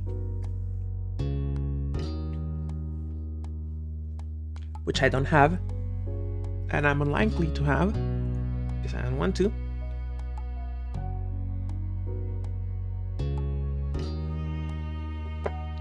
You know, I'm not convinced that I actually... What I mean to say, I'm pretty sure I've never actually played the DLC for this step. I'm pretty sure it didn't exist when I got to step 3 the last time. Because none of these remind me of anything at all.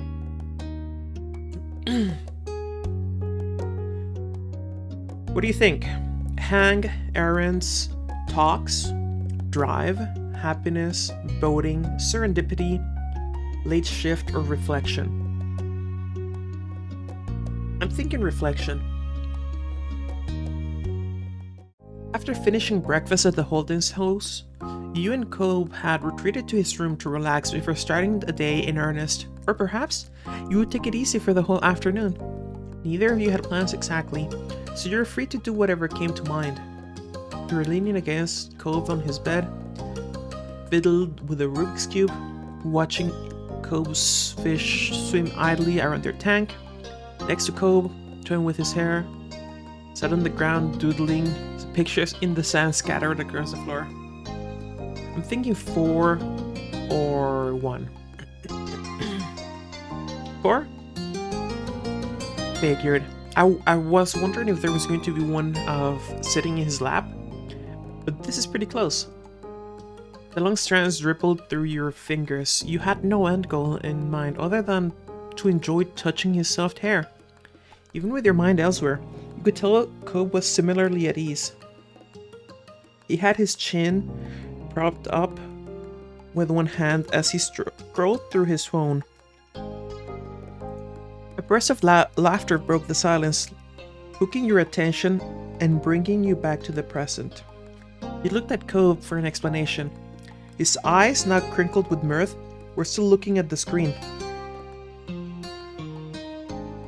You nailed me on the joke? It finally looked up at you, smirking.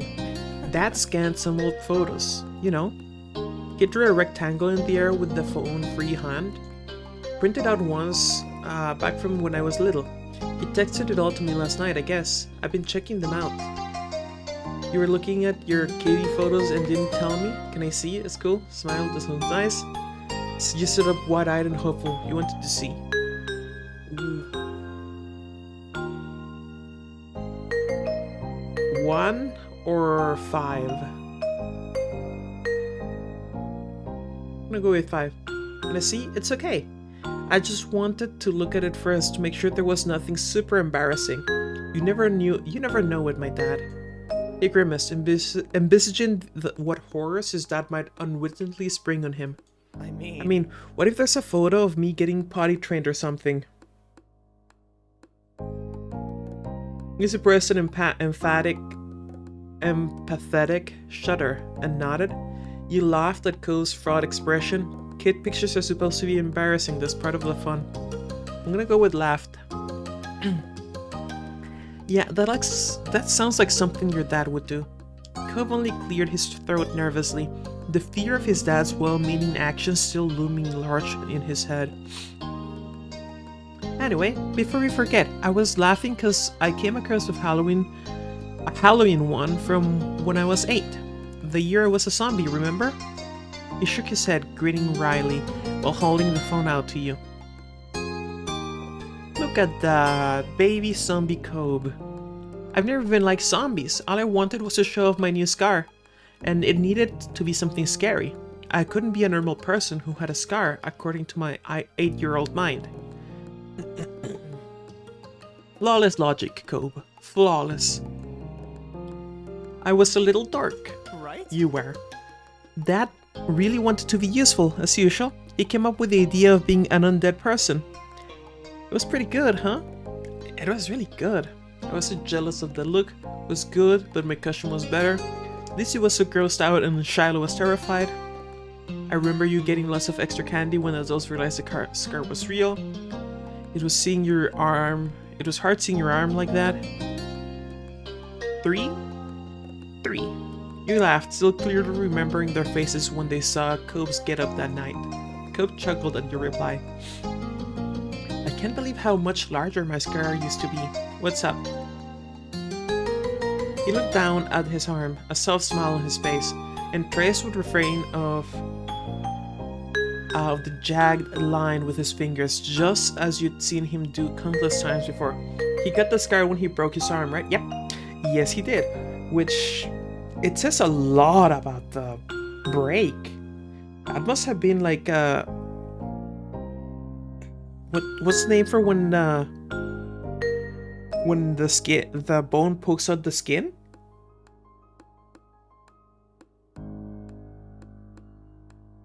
An open air fracture, I think. Which is that's some serious fucking business. For a break like that. I thought compound was when it wasn't like a bunch of pieces.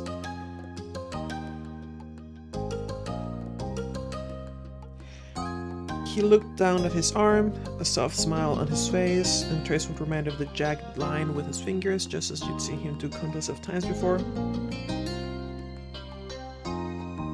Ah, okay. His voice was playful when he spoke again. Look at how tiny it is now. How am I gonna pretend to be tough with a big scar? Dude, it's still pretty big, dude. Like, what the hell? Kobe, you never fooled anyone. You were relieved that he accepted and even liked his scar. It's a definite blow to your street cred. Still looks cool. You better not do anything stupid to get a new scar. You joked, wagging a finger at him. He sighed in a long suffering. It still looks cool. Like, broken bone is bad, but being inside your meat suit is really... Yep. If the bone is outside your meat suit, that's extremely serious. If memory serves, it's because you can get a marrow infection or something. A bone infection. And that's super bad.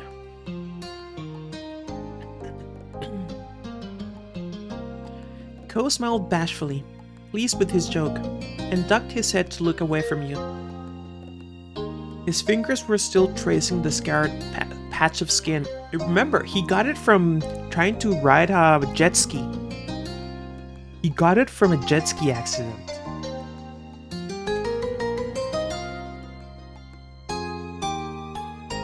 Cobb smiled bashfully, pleased with his joke, and ducked his head to look away from you. His fingers were still tracing the scarred patch of skin. I really do like having this, even if it's kind of little these days. His voice was shy, like he was letting you in on a big secret.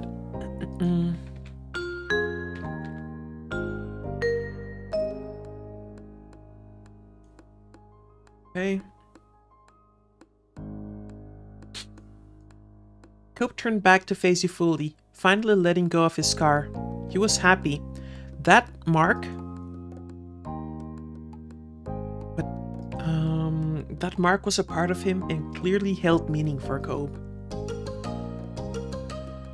Reaching over, you laid a reassuring hand on his arm where the scar was. You cupped his arm with your fingers carefully as your thumb ran down the outline of his scar, along with the rougher tissue of the scar. You could also feel goosebumps on his arm. Nice. Okay, good. But holy shit, look at this number 2. Look at this number 2. Yeah. Your hold shifted so you could bring his arm to your face. Cobb quietly gasped when he realized what you were doing. You tenderly kissed the old wound that marked him. Cobb squeaked at the feeling of your lips on him, and in that spot in particular. But his expression was overwhelmingly one of adoration. Cobb couldn't stay still and reached for you himself with his free hand, his fingers brushing against your cheek. He leaned forward, eyes gleaming. You automatically began to match his movement, pulling nearer to him. His cheeks burned red as he closed the gap between you, his mouth gently meeting yours. You held onto his arm like a lifeline as you kissed him back, briefly worried that you might drown in the depths of your feelings. This is so fucking mushy, holy shit. Then you opened your eyes, meeting Cobb's, and knew that the feeling was mutual. He laid his forehead to rest against yours. You felt his hot breath tickling your face. Heads touching your hand on his arm, you were entwined with Cobb. It felt so right. Time couldn't register in that moment. It could have been seconds or minutes, but eventually you straightened up. Lifting your hand from his scar. That seemed to break the spell. Though he stayed close to you, Cobb sat up and came to his senses. Your eyes drifted back to the scar on Cobb's arm. What a horrible time for your headphones to die. I'm sorry. The scar had been there as long as you'd known Cobb, though when you'd first met, it had been concealed by that neon pink cast. So? Wanna hear how I managed to go jet skiing when I was 8? We're getting the story! You were initially stunned that he'd guessed what you were thinking, though given the topic of conversation and the direction of your gaze, it was a natural conclusion to reach. Not bothered by your reaction, Cobb continued with a shrug. I don't mind telling you, it's nothing special. He rubbed the back of his neck, grinning sheepishly. Mostly, it's just really dumb. You nodded. That was something you'd like to hear more about, especially knowing that no lasting harm had come of it. You start into the distance, but what do you mean no lasting harm? He broke his arm. That means that he can never join the Never Broke a Bone subreddit. Because if you break a bone, you can't join. It's the rules. And if a member breaks their bones, they have to post pictures of the break and then immediately be banned from the subreddit because never broke a bone, right? Only strong-boned people are allowed there. Not what was the insult they use? Brittle-boned bitches. I think brittle-boned bitches. There's a couple like that. Cope stared into the distance, lips parted as he readied the story in his mind. So me, my dad, and my mom were at a party. I don't know if it was a casual get-together or a specific celebration. I hope it wasn't for something meaningful, considering how I ended it. He winced, then managed a bashful smile. Anyway, my mom and dad were off doing stuff, talking to people, I guess. I was left out with the other non-adults. Most of them were older than I was. Maybe all of them were? His brow furrowed as he tried to recall dusty memories. Then he shrugged again and continued. The older kids were taking turns on the jet skis. There wasn't enough for everyone to ride at once, so in between turns they were hanging out on the shore. I was meant to just sit there with them and watch. Remember when you first met Cope, you bet that he hadn't been satisfied with that arrangement. He confirmed that suspicion. I was pretty unhappy. It wasn't a party for me. Not when all I could do was look at the other people having fun when I couldn't. The teens must have realized that, though I never hid when I was pouting as a kid. Only when you were a kid? Cope bristled with embarrassment, and it looked pretty sulky to you. Oh, that's so cute. That's so cute. Take a look at his face. Come on, let me finish the story. Alright. Cope sighed, letting go of the interruption and picking up where he left off. Well, Basically, someone offered to let me ride. I was way too small to drive it myself, but this older kid, they must have been at least 16, so they could sit in front of them while they controlled the jet ski. I knew I wasn't supposed to do anything like that. Still, I figured my parents were doing whatever they wanted, so why couldn't I? I nodded at the person and I remember the other teens helping me onto the jet ski, along with that one driving. We sped off into the water. Cope smiled widely and wistfully. It was amazing. At first, my hair was flying everywhere as we zoomed away from the shore. I loved being out on the water like that. Too bad it turned out steering a jet ski with an 80-year-old sat on your lap was harder than a bunch of kids figured it would be. The team tried their best, but they couldn't keep control for long. We got spun around and went right onto the sand. Cope sucked in a deep breath. The other person wasn't hurt, thankfully. They held onto the bars and stayed in their seat. I didn't.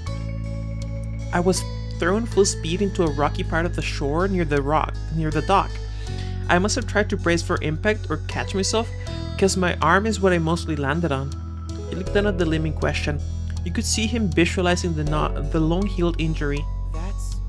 It was pretty turned up. After that, it's hazy for me. I got taken to the hospital. I didn't feel a lot of pain when it first happened.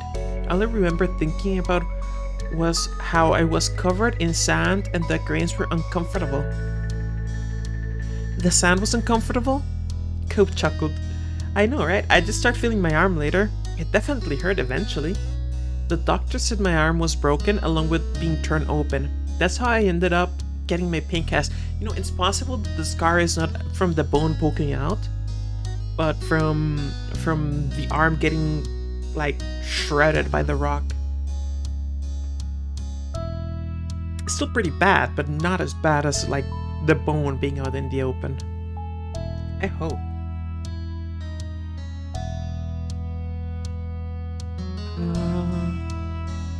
He smiled nostalgically. That color, it seemed just nice and happy at the time. It brightened the mood, so I picked it. The smile faded. He finished the story with a sigh. Eyes downcast. I feel bad I did any of that. I hope whoever the teen was, they weren't traumatized by seeing a little kid go flying into the ground. They were just trying to do a nice thing. Cope threw arms out to the side dramatically. His arms out to the side dramatically. I wish I knew who they were so I could give them a call and say I'm still in one piece. But yeah, that's the full story. I'm so glad you were both okay in the long run. I'm really sorry it happened. I'm so glad you were both okay. That's the important thing. Cope sighed again, the regret written plainly on his face. It was a failure. That's just the truth. He smiled flatly. But to my credit, I think I've grown a lot since then. Wait. Cope's eyes went completely wide. Suddenly reinvigorated, he seized his phone and tapped away at the screen. What's up? I knew it. You weren't sure that he'd heard you, but he set his phone down and turned to face directly to you. His face was resolute. Though the glow of the screen was no longer reflected in his eyes, they seemed to sparkle even brighter than before. Corey, we're adults. We can decide things for ourselves now. Only realized that now, okay? Where's this going?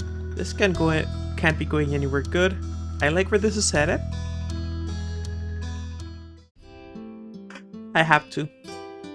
The age requirement to rent a jet ski in California is 18. We could totally do it. Let's use our adult powers for a jet skiing adventure. Want to break another bone? There are more exciting things those can do. Holy shit! Look at this number 5. There are more exciting things adults can do, you joked. Color flooded Cove's face. He mumbled a reply. Is this still the adult thing I want to do right now? You laughed. He was set to read the privileges of adulthood, but his behavior right now reminded you more of a little kid. Disconnect between the two tickled you. Within a moment, Cove had recovered and returned to his serious expression from before. I'll be careful, and I really want you to be there when I try again, please? His voice was soft and earnest. You could tell how much the request meant to him. You also knew him enough to know that he wasn't going to give up on this idea. Letting him go on his own wasn't an option. I can't refuse those puppy eyes. I'll be interested in trying jet skiing. Cove perked up at once. Green stretched wide across his face. He was practically bouncing in place. Let's go. You got up and worked as a team to gather everything needed for the trip. Cove's other aquatic hobbies came in handy, and he was quickly kitted out with everything he'd need other than the jet skis themselves. You needed to run back home briefly, having dressed and prepared for a date that didn't involve jet skiing, but soon enough you were both ready and jumping into Cove's car. As you got in, you learned that Cove had used the brief time apart to locate a rental store on his phone. You caught his eye as you clicked your seatbelts into place. Excited, you held out a hand.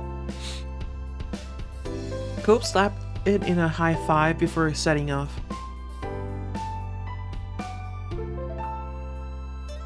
You and Cove soon arrived. The ocean was perfectly inviting today. The deep blue of the water glittered under the clear sky, while the tide rolled in and out at its leisure. I'm so excited for this. You were just as pumped as he was. His excitement was adorable. A little worried, a little chill of fear. Seeing how pleased you were, Cove grinned at you. Hey. Oh hey, wanna say hi to my dad while we're here? I already texted my mom about the plan. He's working right now. She remembered how close his shop was. It wouldn't take long even by walking. Yeah, let's go brighten his day with our cheery faces. Mr. Holden was a great guy, so you were happy to check in on him. Sorry. Thanks. Sorry it may be kinda awkward when he hears why we're here, but it should be alright. I mean, my parents forgave me a long time ago for that amazing stunt. I want to be scared of jet skiing for my whole life because of it. You wonder which of you Cove was attempting to reassure. It was only a short walk back down the dock to Mr. Holden's scuba shop. Cove breezed in, as familiar with the store as he was with his own home. The place was quiet, empty aside from a couple of customers quietly browsing and Cove's dad behind the counter. Mr. Holden looked up, his friendly expression spreading into a grin when he saw who had just entered. Hey! Hi, Curry. Hey, sport. What brings you all the way out here? He cast an eye at the way the two of you were dressed. Judging by how you're decked out, I'm guessing scuba diving? There's plenty here for that. What can I help you with? Cove chuckled, amused by how quickly his dad seized on a favorite topic. Or maybe it was how his dad always fell over himself trying to be useful. Hi, Dad. We're not doing that this time. We sort of decided to go rent a couple of jet skis. The phrase jet skis had set Mr. Holden's mouth in a taut line immediately. You would not be able to pay me enough money to go scuba diving? Really? I would love to go scuba diving.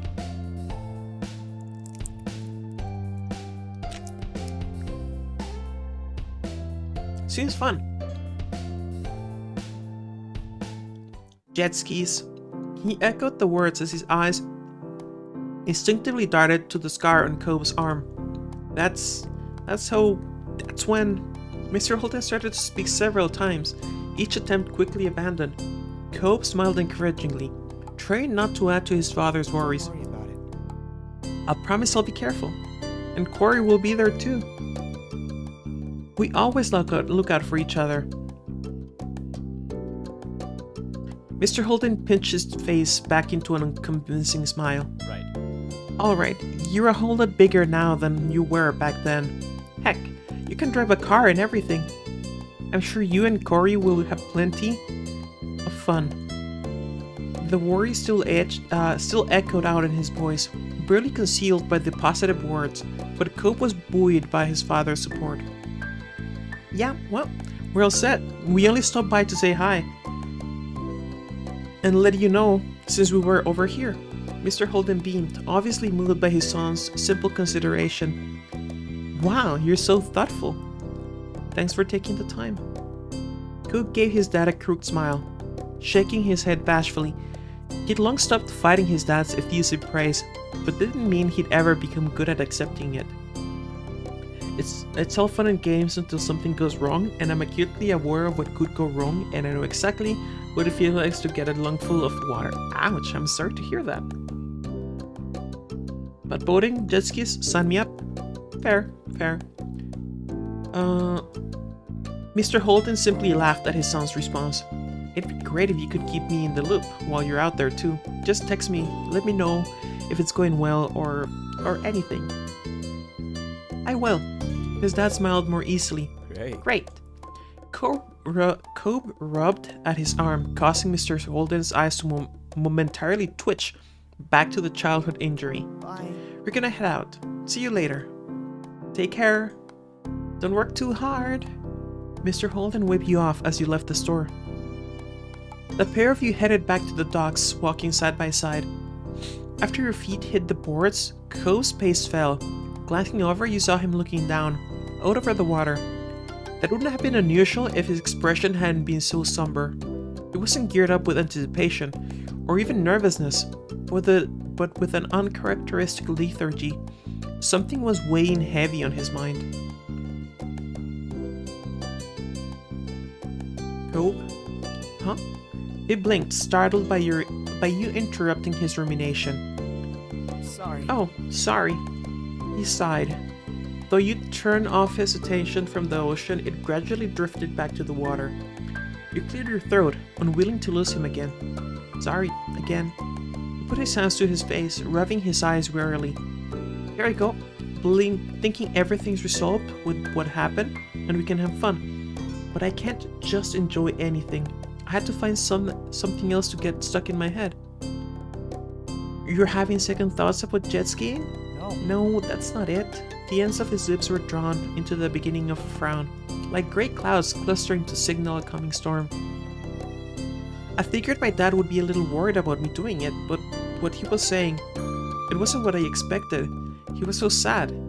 He was more than nervous. I think he feels bad, and now I feel bad. But it isn't as if I'm the only one who ever does something stupid or gets hurt. It got me thinking about that whole time. That's when I realized. It wasn't long after that accident that my parents separated. He stayed quiet. As a kid, I didn't think about the consequences of my actions, or how what I did impacted other people. Like, why should anyone care? I'm the one doing it, not them. Yeah. It made no sense, and I still cared when other people did things they didn't like. But I was 8 and mostly just mad that nothing felt like it was in my control. You could tell that he was building up to something, so you nodded for him to continue. I was pretty difficult to deal with because of that attitude. But looking back, I think that's what saved me from something a lot of kids go through. Blaming themselves for their parents' divorce. It never crossed my mind that anything I did made a difference in my mom and dad's relationship. They would do what they did, no matter what. Now though, I guess it's kind of hard to ignore that though. I mean, Huh? Their situation was already so hard, and I wasn't a good kid, so... He left his words drift as he looked down. The conclusion unfinished, it was silent between you. But only for a second. Cope pulled himself up to his full height, his chin held aloft. Whatever he'd decided, he was resolute. I'm going back. I've gotta talk to my dad. I'm not gonna let things be like before, where I just feel crappy and refuse to even tell him what's going on. That doesn't work for either of us. You can go ahead if you want, I wouldn't mind. I still really want to do this, and I'm sure it'll be okay. Really, dude? Come on. I want to stay with you. We always look out for each other, remember? Character development, pretty much. Ko smiled gently, having wanted that deep down. Thanks. Let's go. You and Ko retook your steps down the docks once more, heading back to Mr. Holden's scuba shop. The customer you spotted in there before were now leaving the store. New bags clutched in their hands. You hoped that this would mean Cope could have his conversation with the public audience. This time Cope strode inside the shop with purpose. Mr. Holden, still at the counter, glanced up to greet whoever had come inside. He grinned as you approached. how's it going? Hello again. Forget something? Sort of.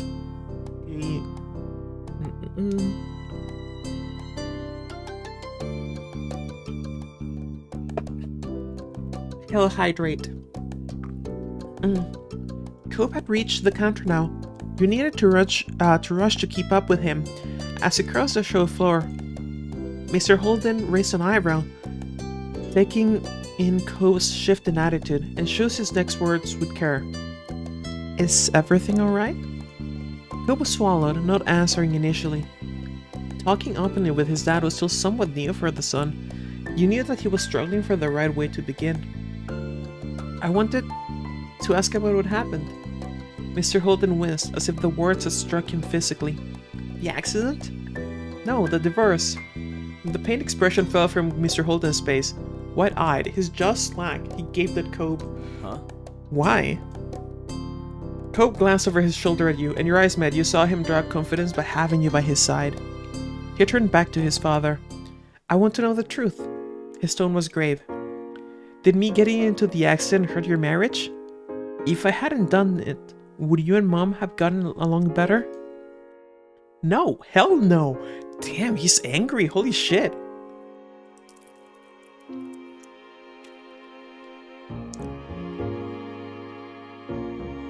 I don't think we've ever seen him angry before. Mr. Holden quashed the suggestions with a gravity you'd rarely heard in his voice. You were 8 years old. You're not responsible in any way. Kira and I should have protected you. I can understand what you're feeling, that what happened was so horrible. Or could it not have an impact? It did.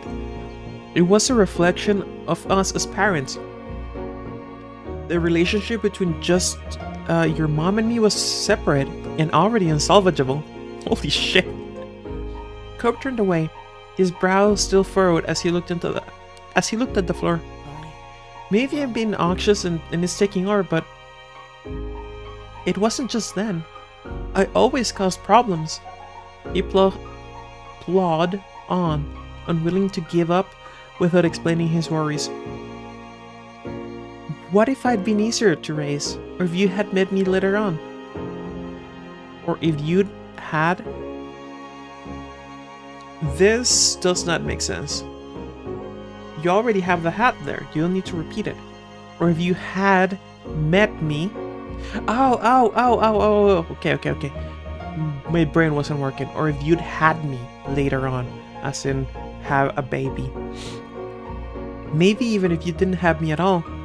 It might have been better for the two of you. Holy shit, Cope. You okay, buddy? You need something? If I didn't have you... Oh, what was that meme about? You feeling alright, buddy? You want to look at my boobs? I've seen that meme recently. If I didn't have you, then what would my life be? It's heavy as hell, yeah. Mr. Holden didn't let the words hang unchallenged in the air for even a second. He hurried over to Cobb, taking his son's arms in his hands. Cobb, listen, there's only one person to blame for things not working, and that's me. Cobb opened his mouth to speak, but Mr. Holden forced on, determined to erase any question in Cobb's mind. Look at his face, holy shit. He's even hotter when he's serious. I'm not saying this to dishonestly push accountability off from someone else or to throw a pity party for myself. You want to know the truth, so that's what I'm giving you. Your father is the reason our family couldn't stay together. You think you caused trouble? You should have seen me at your age. You're such a good kid. I can hardly believe how good you are.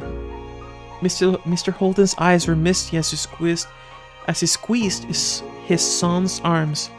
There's nothing, absolutely nothing, you need to blame yourself for.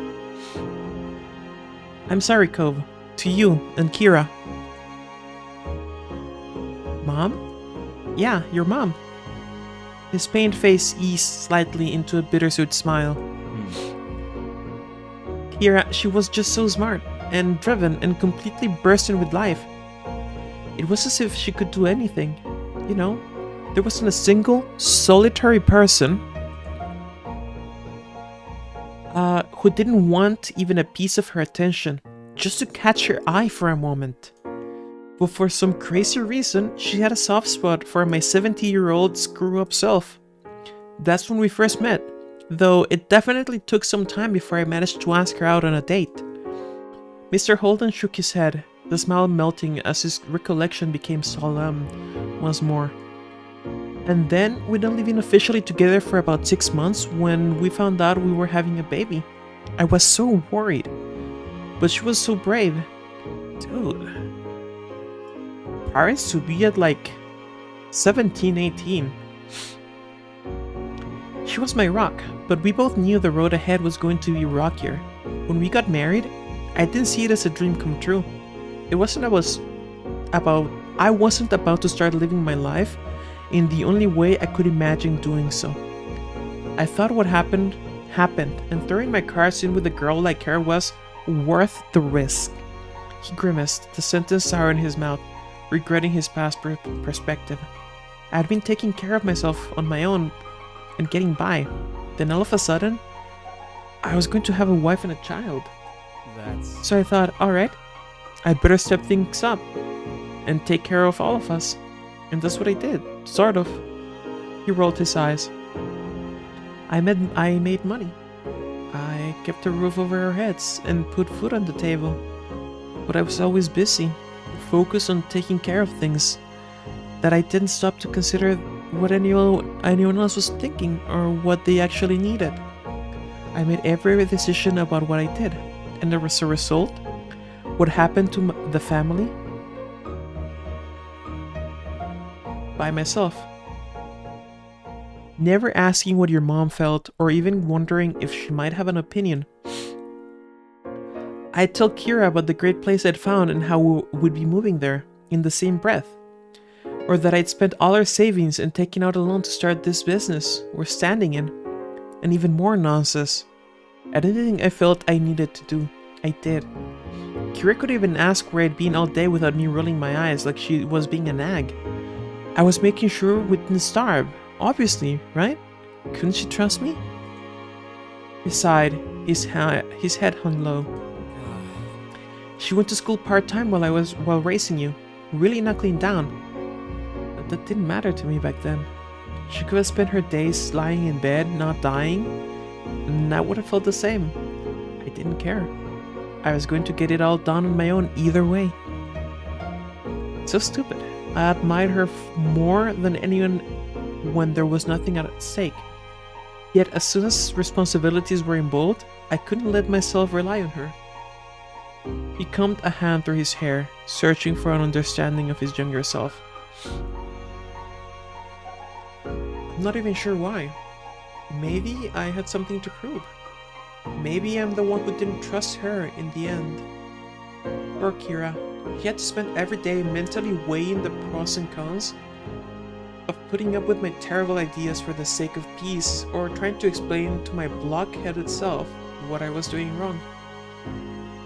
It must have been so stressful and frustrating, constantly having to let everything go, because I was stubborn and absolutely wouldn't make a fight out of it. He snorted bitterly. I was definitely stuck in my head a lot of those days. Our relationship at that point was made of arguments and cool tolerance. And I still genuinely didn't see the divorce coming. God damn, dude. We made it through the first few years, and after that, I never really considered it ending. It was just how life was. In retrospect, it's clear Kira kept thinking on it more every year, especially because she managed to finish her journalism degree, and with us being more stable, financially that is, she thought of everything. She even timed it right when your school ended for the year, so the process would hopefully be all settled before you had to worry about class again. We were already talking about it before the accident ever happened. I know I took it really bad, in a sad sack all around the neighborhood, but even that is unfair of me. When it shook out, I'm the one who got everything. Kira didn't want to leave you, well, she never would have. I'm certain she felt like she had no choice but to end the relationship. The business was doing really well by then, so I had an easier time making it a living. She was between jobs, and when she did get a new job, it meant that she'd be traveling all the time. That's why she willingly accepted me having full custody. She didn't get to be there with her child for so many moments, and you had to spend half of your life growing up without your mother. And it's my fault. Mr. Holden closed his eyes, briefly as he took a breath. That's it. The story of Cliff and Kira's marriage. Not exactly a fairy tale. But I want to be clear. He saw his grip on Ko's arms tighten. No matter what happened with me and her, I'd never, ever want to miss out on being your dad. Cope's throat bobbed as he swallowed, his eyes glistened, glossy with tears that had yet to fall. He blinked quickly, trying to hold them back. Did not expect it to feel quite that heavy. I know, right? And it just keeps going and going, getting very... There's a reason I love this visual novel so fucking much. And yeah, 100% the soundtrack designer, right? Deserves a fucking raise because this is amazingly done. I've always loved the music for this game, and the next one is equally good. Cope's throat bobbed as he swallowed, his eyes glistening, glossy with tears that had yet to fall. He blinked quickly, trying to hold them back. Thank you for telling me. His voice was hoarse, a little more than a whisper. Mr. Holden brought a hand up to his face and lightly nudged Cope's chin. You're welcome. You're a grown-up now, right? You deserve the truth. It's the least I can do for you. Cope managed a fragile smile. Thank you for taking care of me. For all of it. Mr. Holden brushed the compliment off with a wave of his hand. No worries. It's nothing. Look at where you ended up. Look at where we ended up. I've got this whole entire store, a house, friends here, a very thoughtful son. It's all good for me. I'm so glad. I'm glad. His voice was still quiet, and he ducked his head shyly after saying the words. Mr. Holden patted him on the back. You could see the tears in Cope's eyes still shining, threatening to spill over. Mr. Holden put an arm around his shoulders, gently steering him towards the door. You should go have fun and make some nice memories. Cope's gaze flicked over to you. The watery smile on his face solidified. Alright. Good. Now, out you go. Mr. Holden nudged the two of you out of the shop. You both walked silently as you made your return to the docks. Cove's face was pensive, clearly still digesting everything his dad said. He finally sighed, catching your attention. He hesitantly reached for the bag he had brought and raised it up. Corey, I want to call my mom.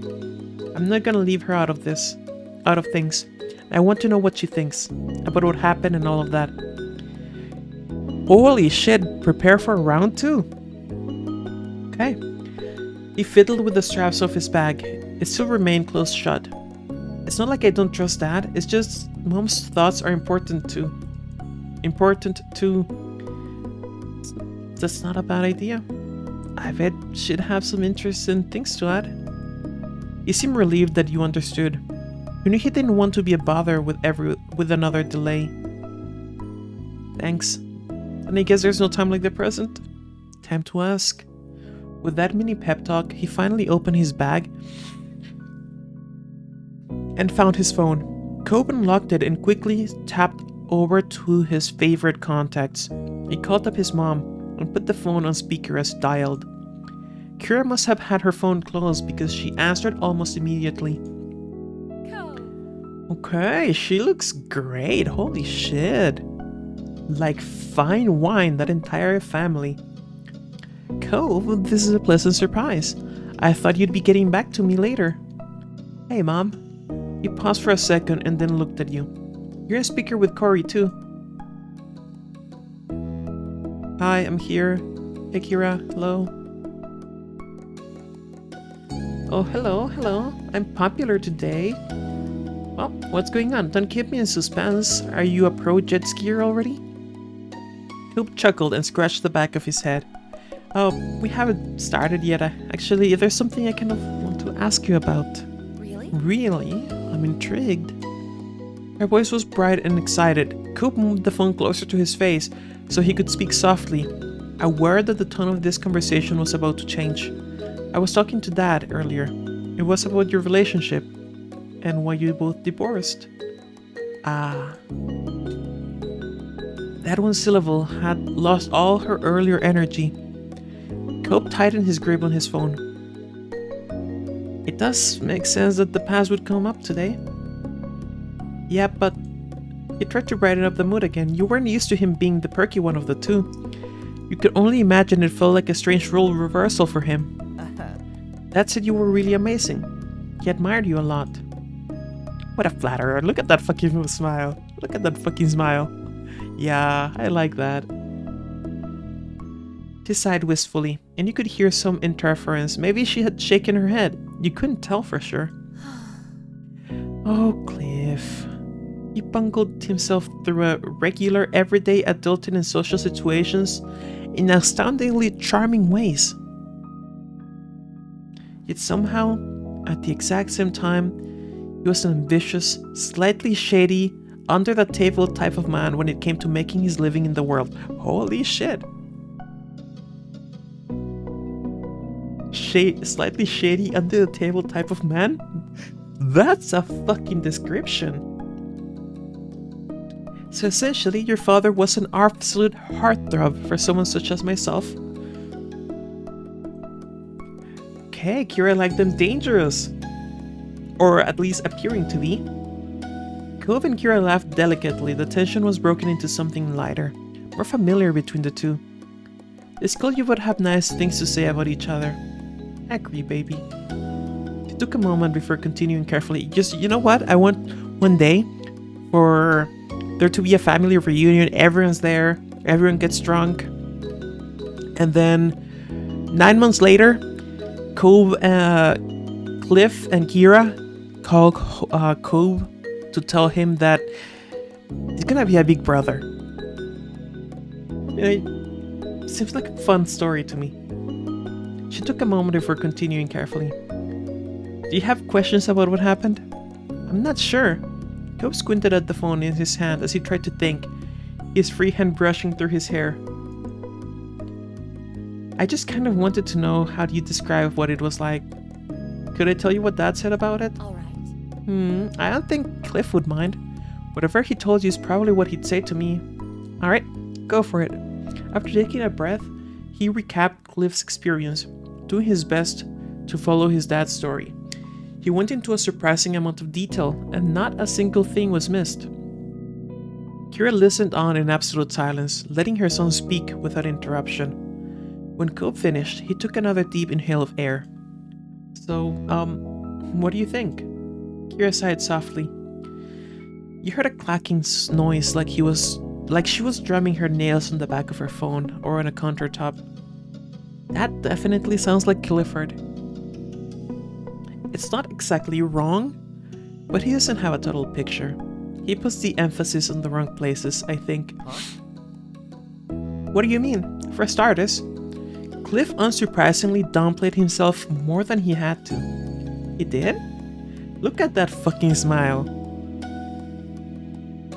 Cobb's eyebrows raised and his face continued to inch even closer to the screen. Well, since your dad was so praising of me, it's only fair to return the favor. Just fucking kiss already. Just fucking kiss already. When Cliff said he was already taking care of himself when he met me, he meant he was on his own.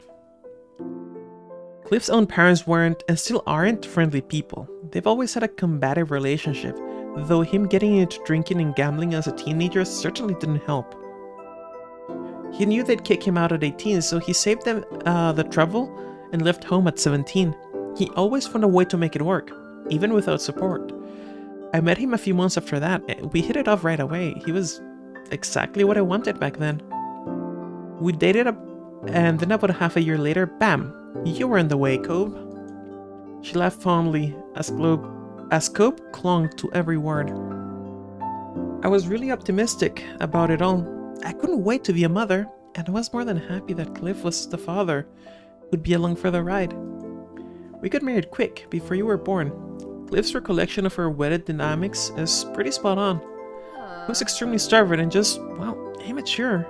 Highly immature. Her voice raised slightly, and you got the feeling she was thinking back to her memories living with him. She left the specifics unspoken. But it's not like I was a grown-up either. Everyone except maybe Cliff could see a relationship was not good, or at least not good enough yet to commit to. I knew, but I want to give it up. I wanted to keep the family together.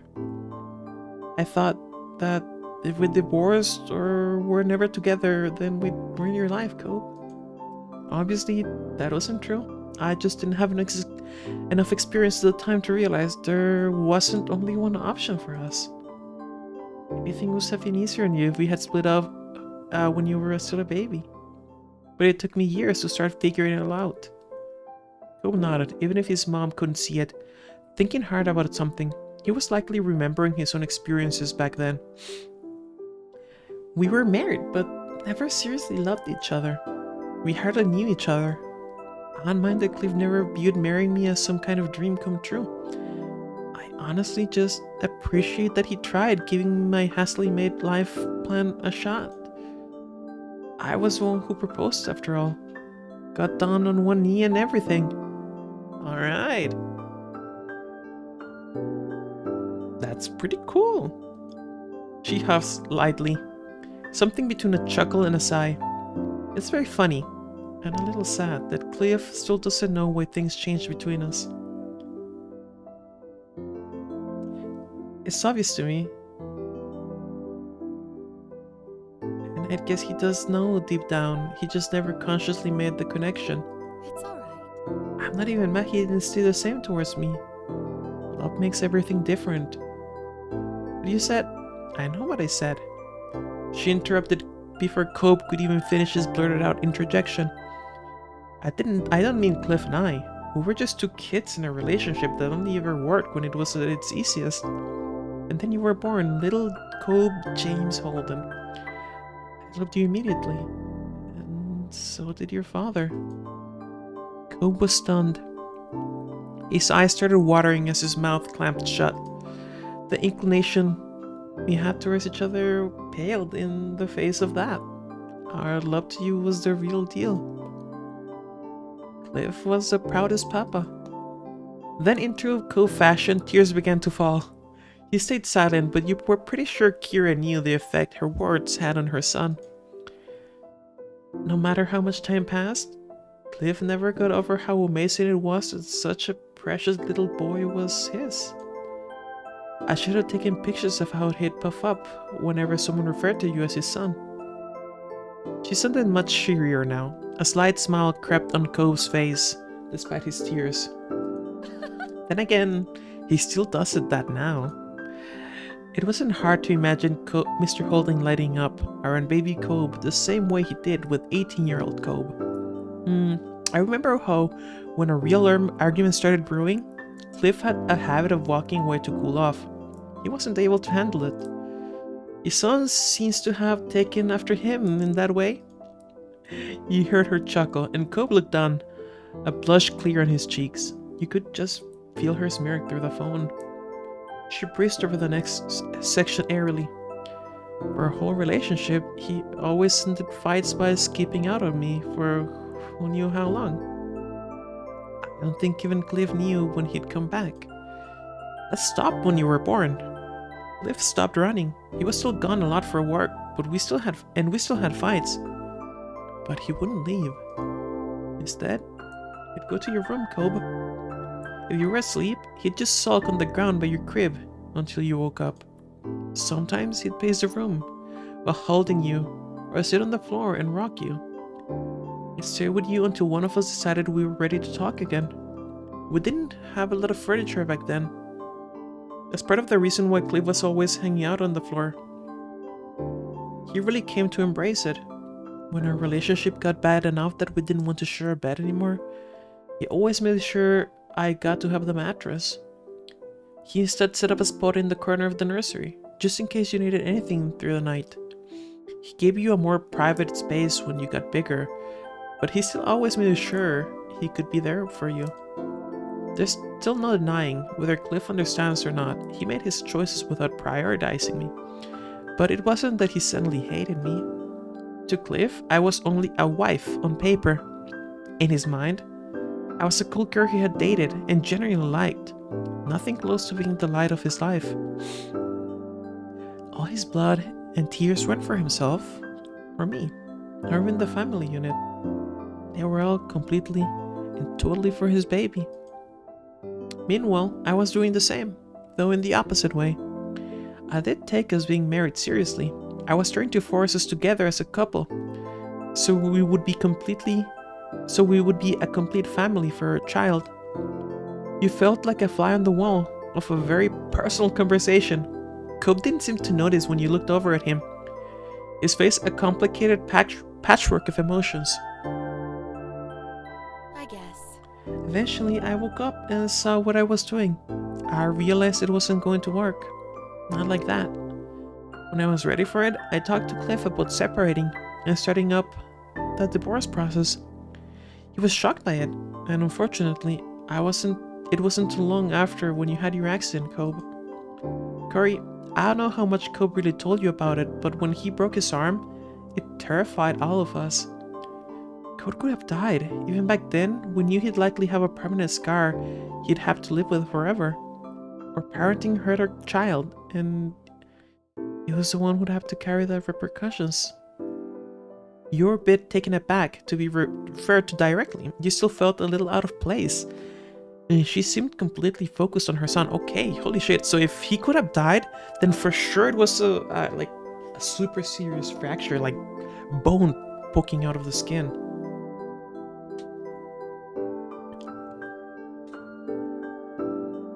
Cobb grimaced, and the hand holding his phone shook. Mom, Kira continues as if she'd never paused.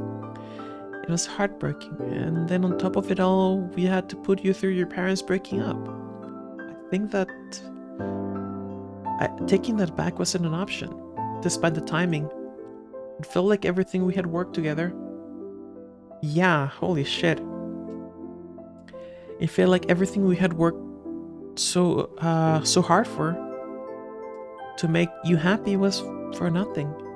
I chose to believe we'd fix your life from there, but to Cliff, it seemed hopeless. It failed his son. It was easier for me in some ways. I had my family to lean on. That made it feel less daunting, less impossible. Cliff had only ever known being on his own. by the happiness of his birth and then by choice. When we broke up, he knew he was going to have to put back the pieces of what was left, alone. I wanted to be there for him, even after everything, but I was the one divorcing him. It was impossible. Goddamn stuff knows. Hate it. I never managed to be someone he truly relied on, and I had to remember that wasn't changing. As bleak as it felt at the time, Cliff still tried not to let any of that show to you, Cobb. He did what he could to keep your spirits high about the move, your new house, the scar, everything. Hey Drippy, welcome back. We've had a long fucking moment. And I finally know why they divorced. I don't think this DLC was out when I played Step 3, because I don't remember any of this. So that's why Cobb trailed off. He had misunderstood the impact his injury had on his parents. Yeah, it's just seriousness after seriousness after more seriousness. Holy shit, I'm impressed with the writing.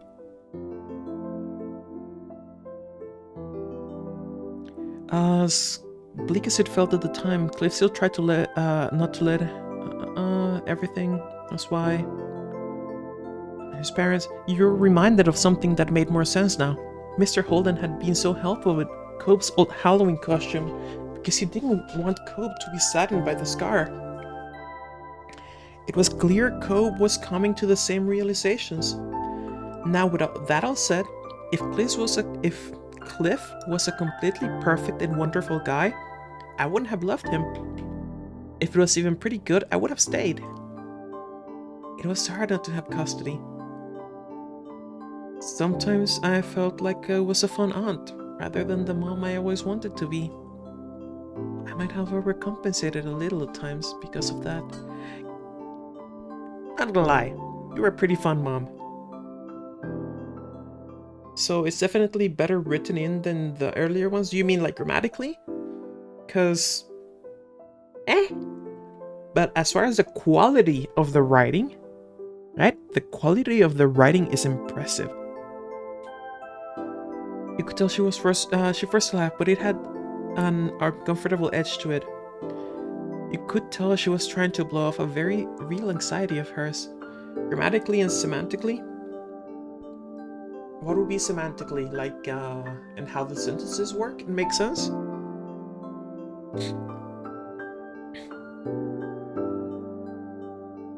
Cobb looked ready to say something, but his mom kept talking, kept moving forward.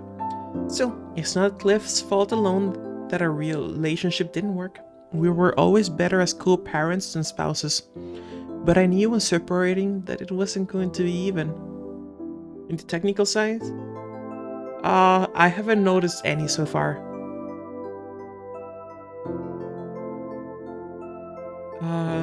And Cobb, the only reason I could stand not being there for you all the time is because I knew that if the situation was reversed and I could have provided a more stable environment, Cliff would have done the same. Your dad would give up his house, his shop, even his right arm, if it would guarantee that you were safe and happy.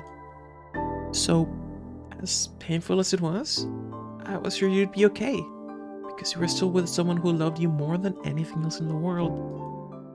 Cobb lowered his head, tears falling to the ground. He tried to speak.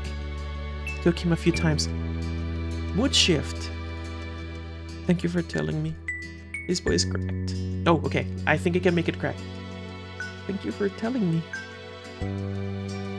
His voice cracked, and Kira made an alarm sound on the other end of the line.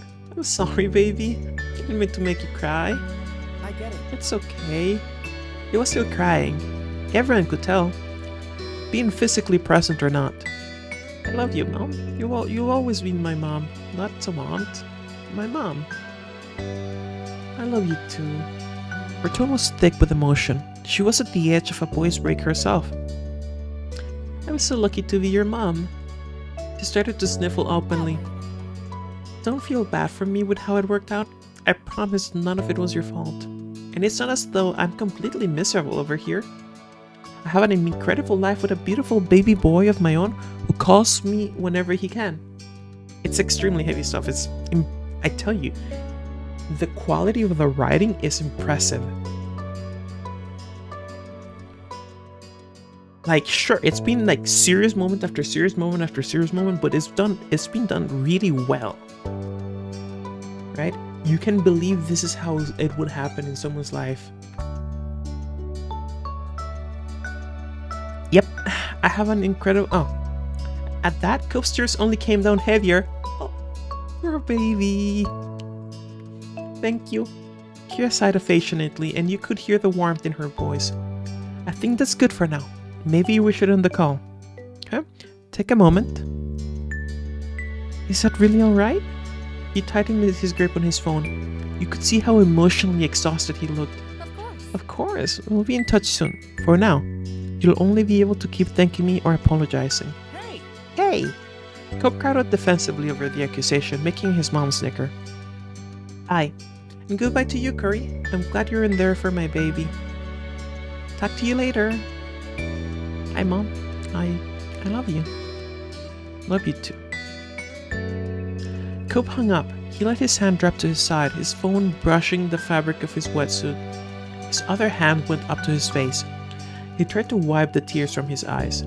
His face was red, and he struggled to put his phone back in his bag one-handed. You could tell he was getting worked up. He finally just used both of his hands and sealed his phone back into its normal place. Cove sniffed and then reached out for you. His hand trembled in your grasp, and you squeezed back. He needed to feel your support. You want to go see your dad again?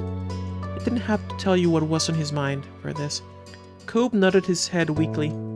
Holy shit, okay, let's go. Round 3.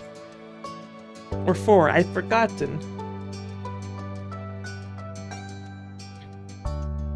You rushed back to the way you came, feet pounding across the boards of the dock to return to the scuba shop for the 3rd time.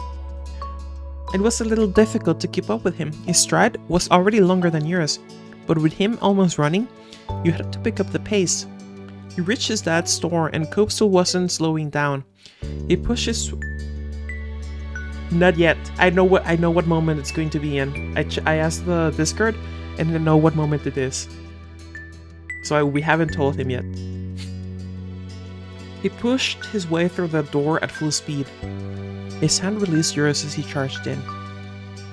Mr. Holden had been walking around the middle of the store, checking over things. Immediately, he turned around. At the sound. What's wrong? There's a fire! He froze when he got a look at Cope's face. He worriedly opened his mouth, probably to ask what was wrong. But then, Cope launched himself at his father. Cope threw his arms around Mr. Holden's neck. He buried his face in his dad's shoulder and started to sob with deep, hitching breaths. Whatever. Cliff clearly had no idea what was going on as his hands hovered awkwardly in the air. He looked at you for a brief second, hoping for understanding before turning all his attention on Cope. That's so sweet. He wrapped both his arms around Cope's back. Cope looked secure in his father's embrace, protected and safe. It's okay. It'll be okay, whatever it is. It's going to be okay. Cope kept crying. He inhaled deeply, his voice choking up when he tried to speak. I'm so You sorry. always tried to be there for me when I was growing up, and I was mean to you. I'm sorry. What? What? Mr. Holden was completely taken aback. He hadn't expected this to be the issue. Did you do the thing where you not tell people about applying to colleges? Only Cope. I told Cope. Everyone else, secret.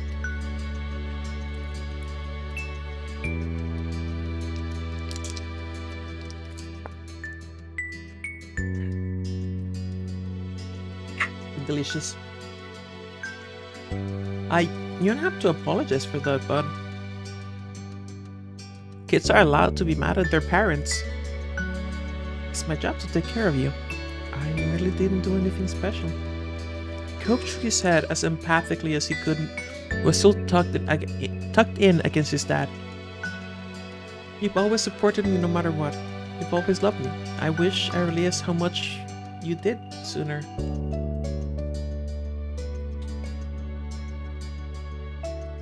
Cobb squeezed him tighter. Thank you. I love you, Dad. At his son's heartfelt confession, the father became choked up as well. He compressed Cobb into a crushing hug. I do love you. I always will. You can count on that. I want to be there for you too. They clung onto each other, absorbed in the moment. Then, after a little while longer, they slowly began to loosen their hold. Cobb sniffled and moved so he could use his palm to wipe away his tears. His dad's shirt was visibly damp where his face had been. Cliff patted the top of Cobb's shoulders. He looked at his son with pride. You've grown up so much. Cobb started to laugh through his tears, a wavering smile on his lips. You doubted that Cobb would have ever thought that crying on his dad's shoulders was a sign of maturity, but it was true. Cobb had changed over the years. You were glad to see him grow. It made you wonder if there was more to understand about your moms. Shit. 1 or 4. I'm gonna go with 4, maybe it opens some conversations. You thought back to when you were little and tried to think if you'd ever changed perspectives on your parents. You appreciated everything they had done for you, but maybe you could tell them that thank you when you got home, just in case. Cobb wiped at his eyes again. You're a good dad. You're a good son. Mr. Holden was plainly touched by the words and beamed at his beloved child. Cobb looked away and shyly traced a scar. Cliff chuckled and released Cobb to rub the back of his neck. The earlier panic had bled off and left the confusion. I'm glad we had this talk, but what was it that made you cry in the first place? You weren't too bad off when you left before. Oh. Cobb ducked his head further down, getting a very good look at the scuff marks on the floor. I called Mom. I wanted to talk to her about all of this. He kicked one of his feet shyly, swinging it back and forth against the ground. Things felt really hard when I was younger, but it wasn't just me going through stuff, Dad. You never give yourself credit. Cliff smiled gently and gripped Cobb's shoulder with reassurance. Oh. Kira is an amazing person to come to my defense. For me, the only hard part was seeing you and her unhappy. Everything else was nothing.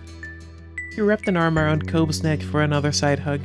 Cobb leaned into the embrace and glanced up at his dad. Your old man's tougher than he looks. Check out how powerful these arms are. And this is 10 years on. I was in my prime those days. Cobb laughed. It was a light sound, full of fondness. Okay. He quieted down a little, finding a quick moment of seriousness. Thanks again, Dad. I know you want me to feel bad. And I'm happy because of everything you and Mom did. I have a really nice life. Mr. Holden's countenance became much more serious. He didn't take what was said lightly. Cobb, you're very welcome. That's so good to hear. Then he let Cobb go again.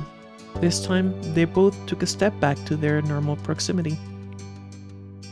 Mr. Holden cleared his throat. He looked at you right in the eyes. That's a relief. I also appreciate that you were here for support, Corey. What a loyal partner. Cobb looked down, embarrassed. Glad I could be here. I want to be there for you too, Mr. Holden. Thanks for noticing my presence. Finally, resolution. You're both too sweet. Shit. What do you think, guys?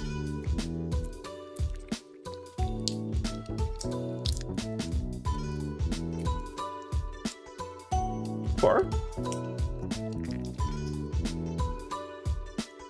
Shaking my head, not just dumping important life choices on people without expecting. Ah, yes. Cliff's previous favorite thing to do. I want to see what this one says. I was starting to think I turned invisible. You made a show of checking your hands to see if they were visible. Cope sighed. Cliff glanced away in embarrassment, mirroring his own. They stood like that, almost perfect copies of each other for an awkward moment. Alright. Cove exhaled slowly, his posture relaxing. We better get going. You still have work, Dad. And I think Corey has been patient enough. I didn't bring her here to watch me cry to my parents. Alright. Back up. Finally, resolution. You clap with a broad smile on your face. Cliff glanced away in embarrassment, mirroring his son. Alright. Go. Alright. Exhale slowly, his posture relaxing. We better get going. You still have work, Dad, and I think Corey has been patient enough. I didn't bring her here to watch me cry to my parents. Cliff grinned and waved the two of you off. Sure thing. I'm happy you both stopped in. But you gotta go have some fun. Be careful out there. I don't need to go jet skiing anymore. Corey, if you still want to go, I don't mind watching. No way. You're a mature young man, and if you want to jet ski, then you should go out and jet ski. I'll still be here if you need anything, right? Yeah, okay. Bye. Take care of yourself. Let's get a move on. Woo, I almost forgot why I came out in the first. You're supposed to stay quiet. Take care of yourself.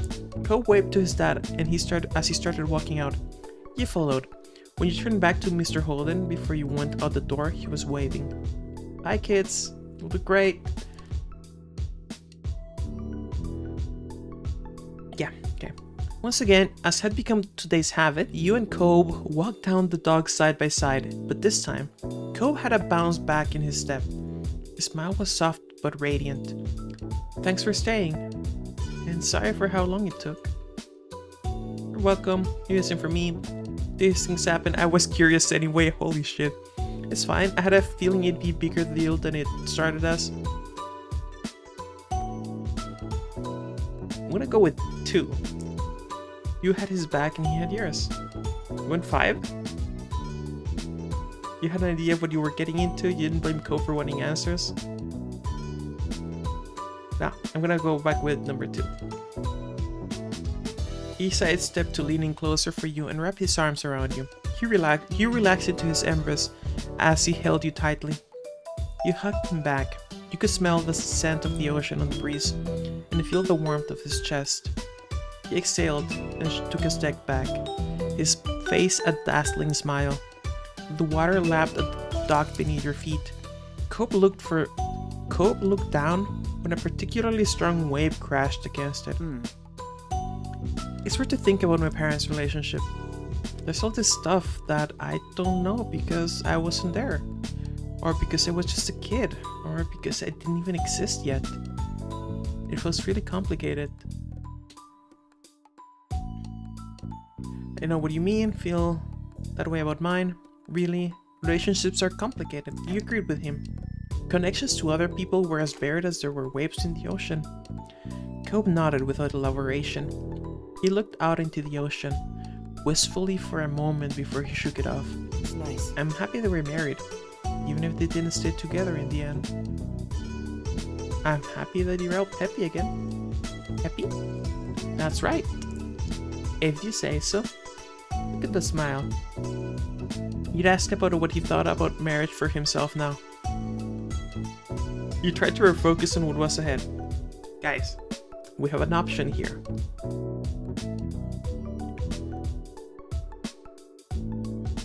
Go for the throat? Number 1. Yep. Alright, let's go for the throat. Are you scared of it? What? Marriage, you know, because of your parents' history.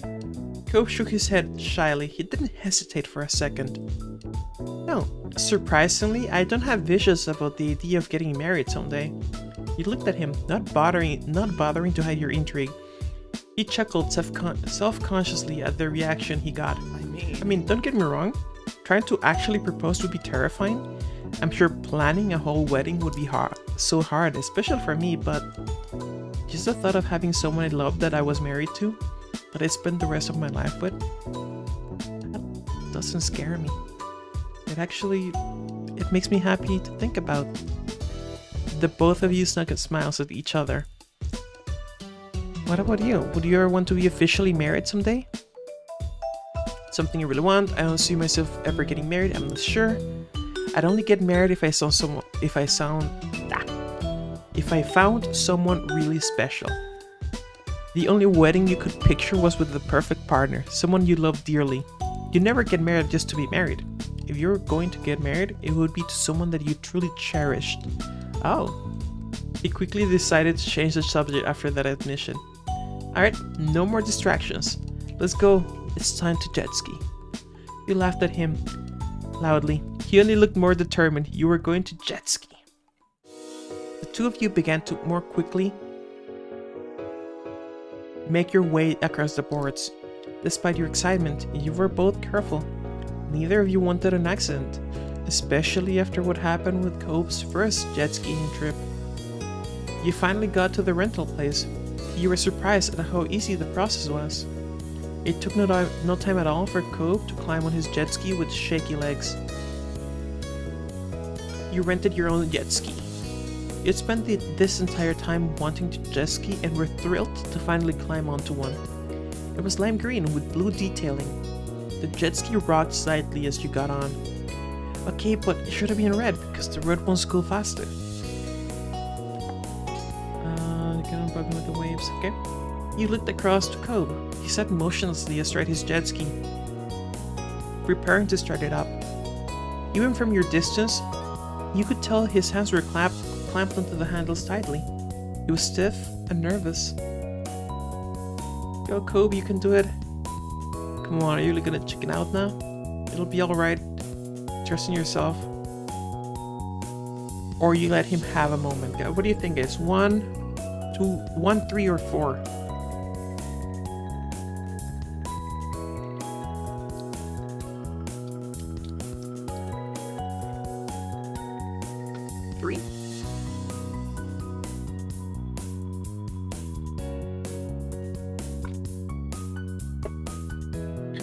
He took a deep breath.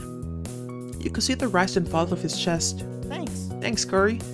He inhaled, slowly started up the jet ski. It roared. It roared forward, and you were surprised you could hear him squeak over the sound of the engine. He stopped for a few moments and breathed again. After he'd calmed down, he started it up once more. Cope sputtered and stalled with it for a while, going a little farther each time. He grew more comfortable with the feel. He got the hang of the jet ski fairly quickly. It didn't take him long to learn how to turn properly, and left it running for longer spurts of time. Cope eventually reached the point where he only stopped the jet ski when he had something to say. He kept shouting things at you. This is amazing! Did you see that, Corey? This is great! You had gotten your own jet ski going as well. You made sure to keep at safe distance. Cope watched what you did with enthusiasm. Nice turn! He zoomed forward, and you could hear his bright laugh ring across the waves. You were relieved he'd taken to it so well. I know, right?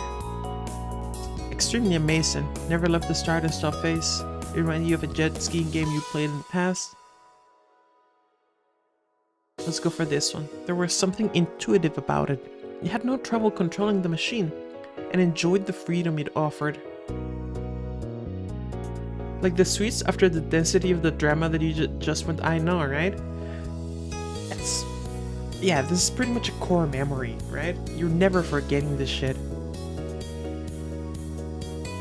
You sped around the ocean with a wide smile on your face.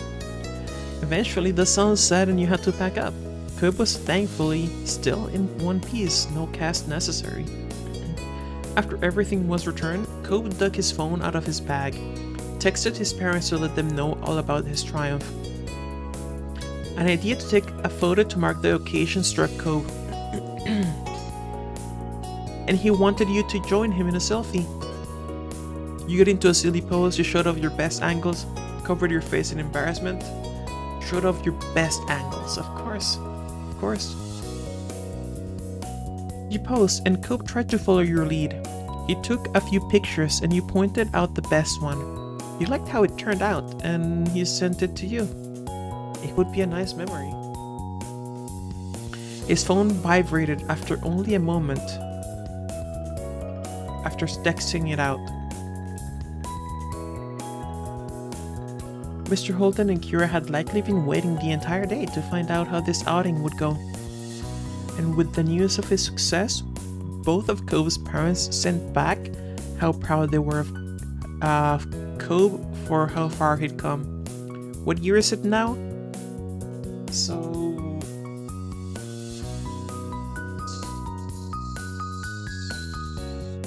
it's about 2016, I think?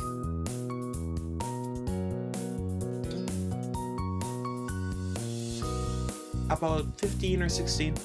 2015 or 2016. I think. Watching him grinning in the setting sun after facing so many fears that day, you felt the same. You very well could take duck face selfies. I would like to think I did not. By the way, therapy. This fucking CG. Well, not CG because it's animated, but look at this shit. Look at this shit. Look at that. That fucking smile. Good grief. It's too much. Yeah, oh, it's a powerful look. Alright, you guys. I think I'm gonna have to call it tonight. Because holy shit, that was just the introduction to step 3 in one moment. And it's been 3 hours.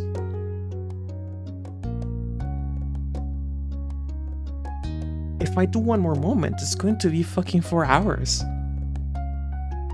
4.5.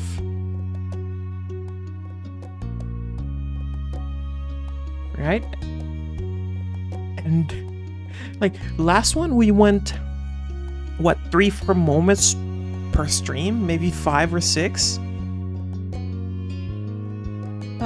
But yeah, no, we're gonna have to finish up today. We'll continue tomorrow, you guys, okay? We'll probably do maybe let's pre-select because yeah, charity and talks I'm very interested in, because I remember charity you used to get the option to take Baxter to the charity. Right? Obviously, we're not gonna do that. Now, I don't remember boating. I don't remember serendipity. I don't remember late shift. I don't remember happiness. In fact, I'm pretty sure I never played them. I remember a little bit of errands. You go to the market with Cove and the entire family, and I like it. And I do not remember hang or drive. So I'm thinking hang and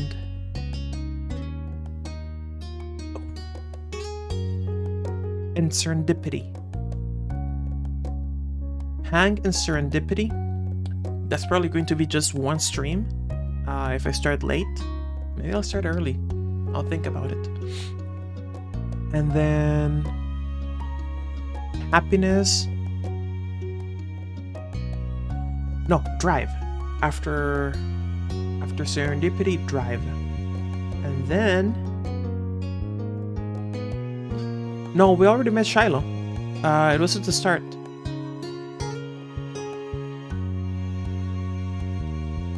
Yeah, it was part of the introduction to step 3. I mean, do you meet Shiloh again? Ah, okay. Yeah, I definitely do not remember that. Okay. No, yeah, I'll have to check it out. I don't remember that one. You say serendipity? Okay. So hang, serendipity, drive, then happiness, then errands, boating, charity and talks.